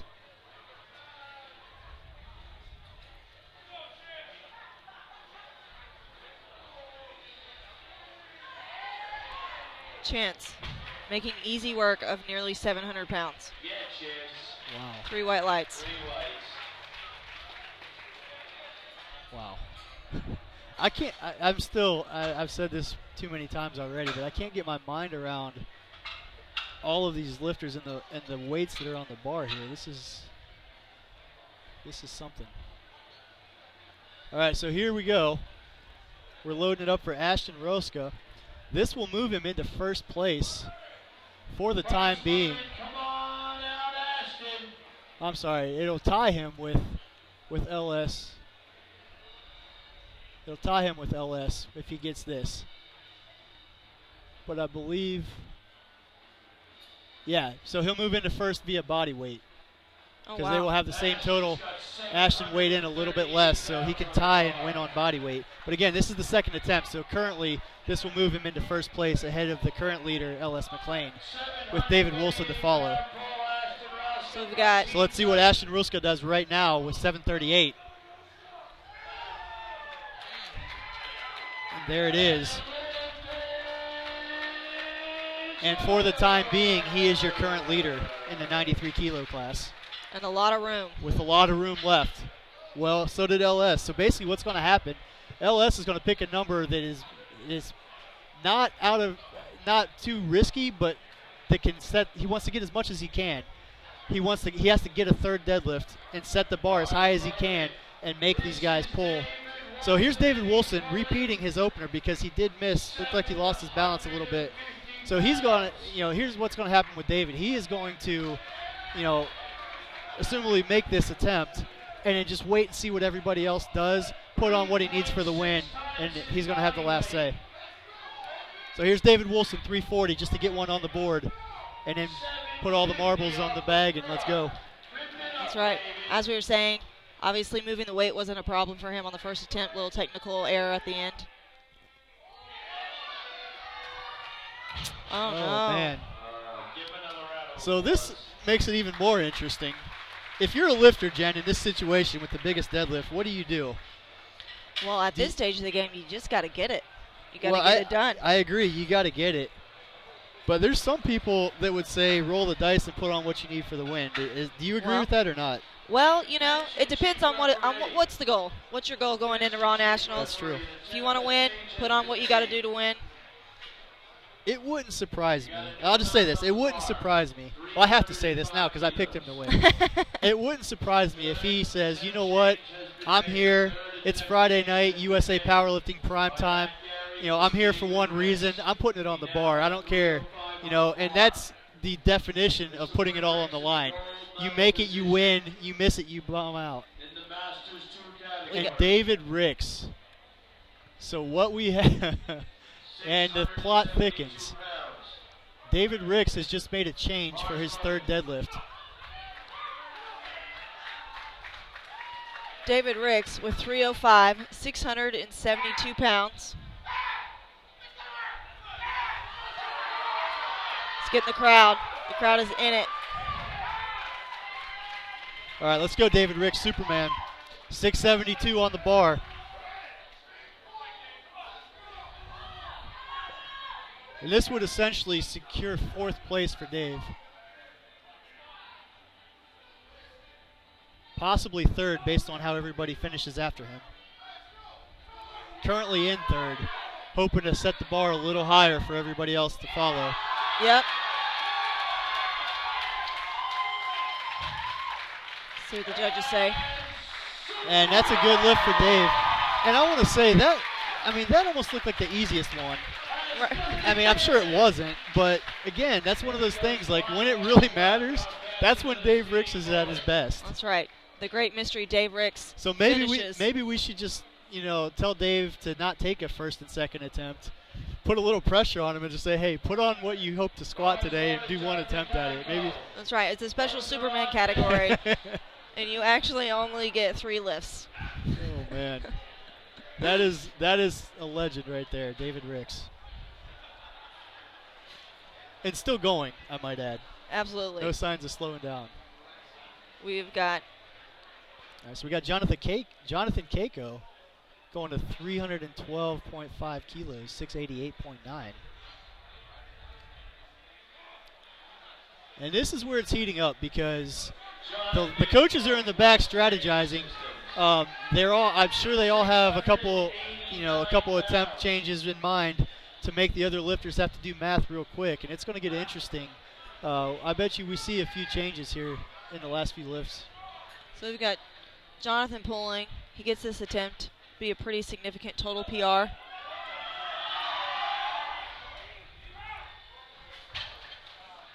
Judges say. And that's a good lift. It's going to give him a 788 kilo total. 1,736 total pounds lifted tonight by Jonathan Cayco. Yeah, that was well over his best total. So he hit a giant PR total there. That's a great job. All right, now we got Sean Moser. We're loading it up to 320 kilos, 705. And that's one of the numbers. I mean, you could go 3. Everybody wants to pull 700. That's kind of the magic number. Technically, 317.5 kilos. The next increment down is 699.9. Right. So I think he wanted to. He didn't want to leave any doubt that he's going to pull 700. He puts it on the bar. 705, 320. Oh man. So close. Looks like he maybe just lost his balance a little at the top and had to put it back down. But that weight was definitely there for him. Right, that's his for sure. All right, here comes L.S. Mcclain. All right, LS is coming out. Currently in first. And LS, folks, has got 320 on the bar. He's in the silver medal position. He pulls 320 and moves. Oh, I'm sorry. He's into currently in gold medal second. position. I misspoke. He is in second right now. This will move him back into first for the time being. And this is one of those situations. It's kind of a tight spot to be in because if he puts on too much and misses, he doesn't get it. He automatically gets second. Right. If he puts on not enough and makes it, he's leaving the door open for Ashton Rouska and David Woolson. So this has got to be the perfect number right here, where he can get every little bit that he has left. And his coaches and himself, I'm sure, have been talking in the back to pick that perfect number, and they've decided that 320 kilos, 705 is that number. Let's see if that's what happens. Let's see. He was looking good on his second attempt. So for him, this is his last shot. All the marbles. And that's easy. And that's a good lift. He's back in the first place. But now you got to wonder. He looks like he had a lot left. Do you think? I mean, did he do enough? We'll have to see. They still got to do the work. They still got to put the weight on the bar and get the white lights. And I mean, we're looking at the scoreboard right now, and Ashton Rouska and David Woolson. I mean, they're both going to go. They're going for the win. They came to win, and they're not leaving here without the opportunity to do that. So. That's where you wonder, did LS do enough to hold them off? And we'll find out here in a few attempts. He certainly looked like he had a few more if he needed them, but you never know. Yeah. It's kind of going to be the coulda, woulda, shoulda now. If one of these guys do pull for the win, Ellis is going to look at this and say, hey, maybe I should have done more. Right. So, time will tell here shortly. It's quite literally and figuratively a calculated risk. All right, so here's Layne Norton, 325 kilos, 716 pounds. And this is a PR deadlift for Layne Norton. So coming back from an injury, Layne says, hey, you know what? I'm back. Let's put 325 on. Let's go for a PR. Why not? Let's make a statement here, Layne Norton. Yep. And he does. I think that's the. Yep, that's good lift. I think that's the exclamation mark on, hey, I'm back. Absolutely. That's got to mean something to him. Coming back after an injury like that takes some perseverance to hang in there. And you got to wonder, coming back from an injury, is he 100% right now? I mean, I don't know. I haven't talked to him, but based on that third deadlift hitting a PR, I think we need to watch out for him next year. Absolutely. Because, like I said, he's back now. So, a full year of training. He knows he's got that confidence back now. I'm sure that's a big part of it. Is just, when you have an injury, being able to get back and hit a PR even. I mean, that's a huge confidence booster. Going forward. Absolutely. Some people. I mean, some people injure themselves and never even. Never make it back because it's so deflating. So to come back from that is, my hat's off to him, Layne Norton. All right, so here we got Chance Mitchell going for 325, 716.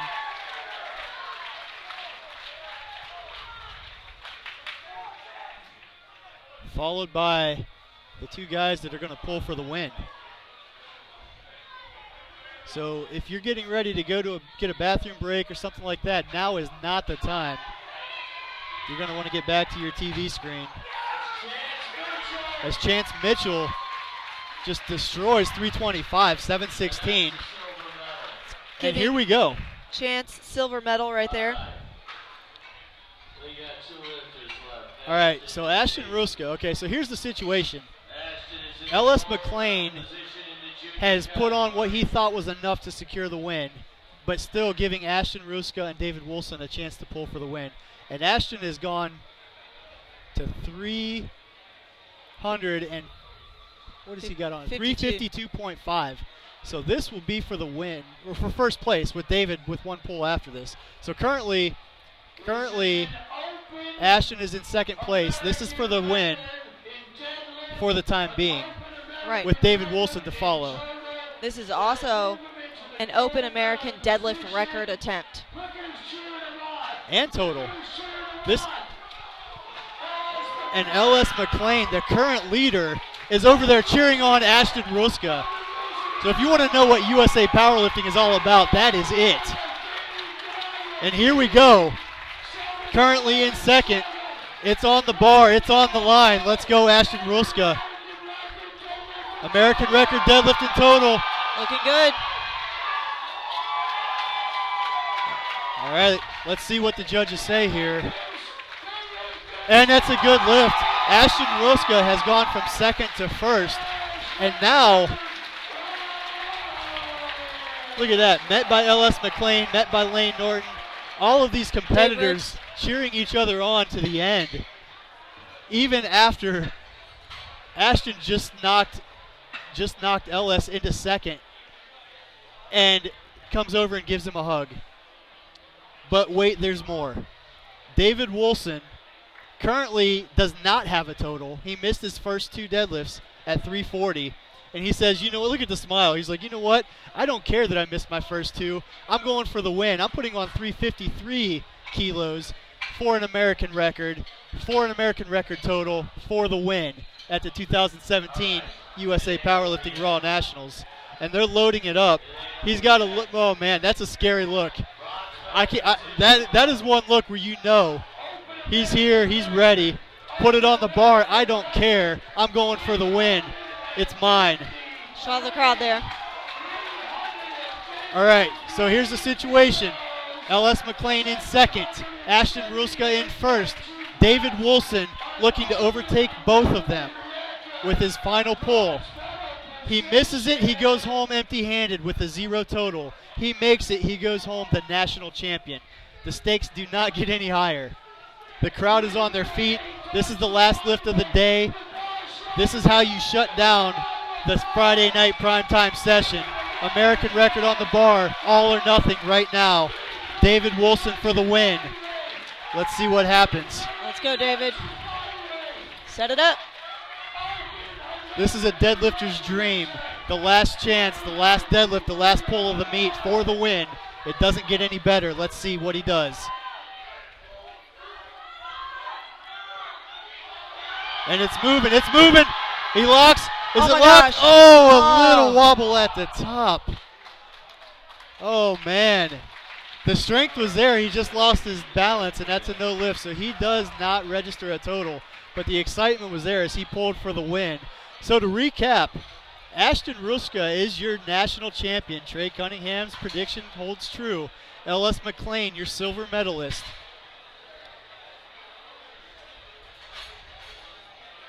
And David Ricks finishes as your bronze medalist.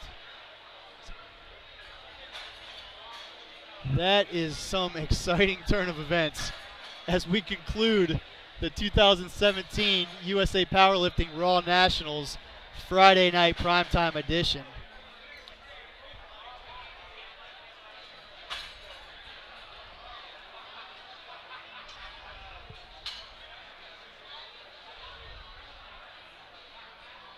Then on the female side, we had Kim Walford, obviously with a gold place finish, gold medal finish. We had Chelsea Savit, I believe. Yep, finishing second. Silver medal. So, I guess the highlight here, coming away in the female division and the men's division, both of the national champions in the 72 kilo division for the females and the 93 kilo division for the males, both pulled an American record deadlift and had an American record total to secure the win. Yep. So, that is not been done ever, obviously. So we've had some of the best lifting. Well, we have had the best lifting in those two weight classes in history here tonight. What a night. What a night of powerlifting. So we will conclude the primetime broadcast tonight with, again, Kimberly Walford as your national champion in the 72 kilo division and Ashton Rouska in the 93 kilo division. Tune in tomorrow for the 84 and 84 plus kilo women and the 105 kilo men. You're watching USA Powerlifting.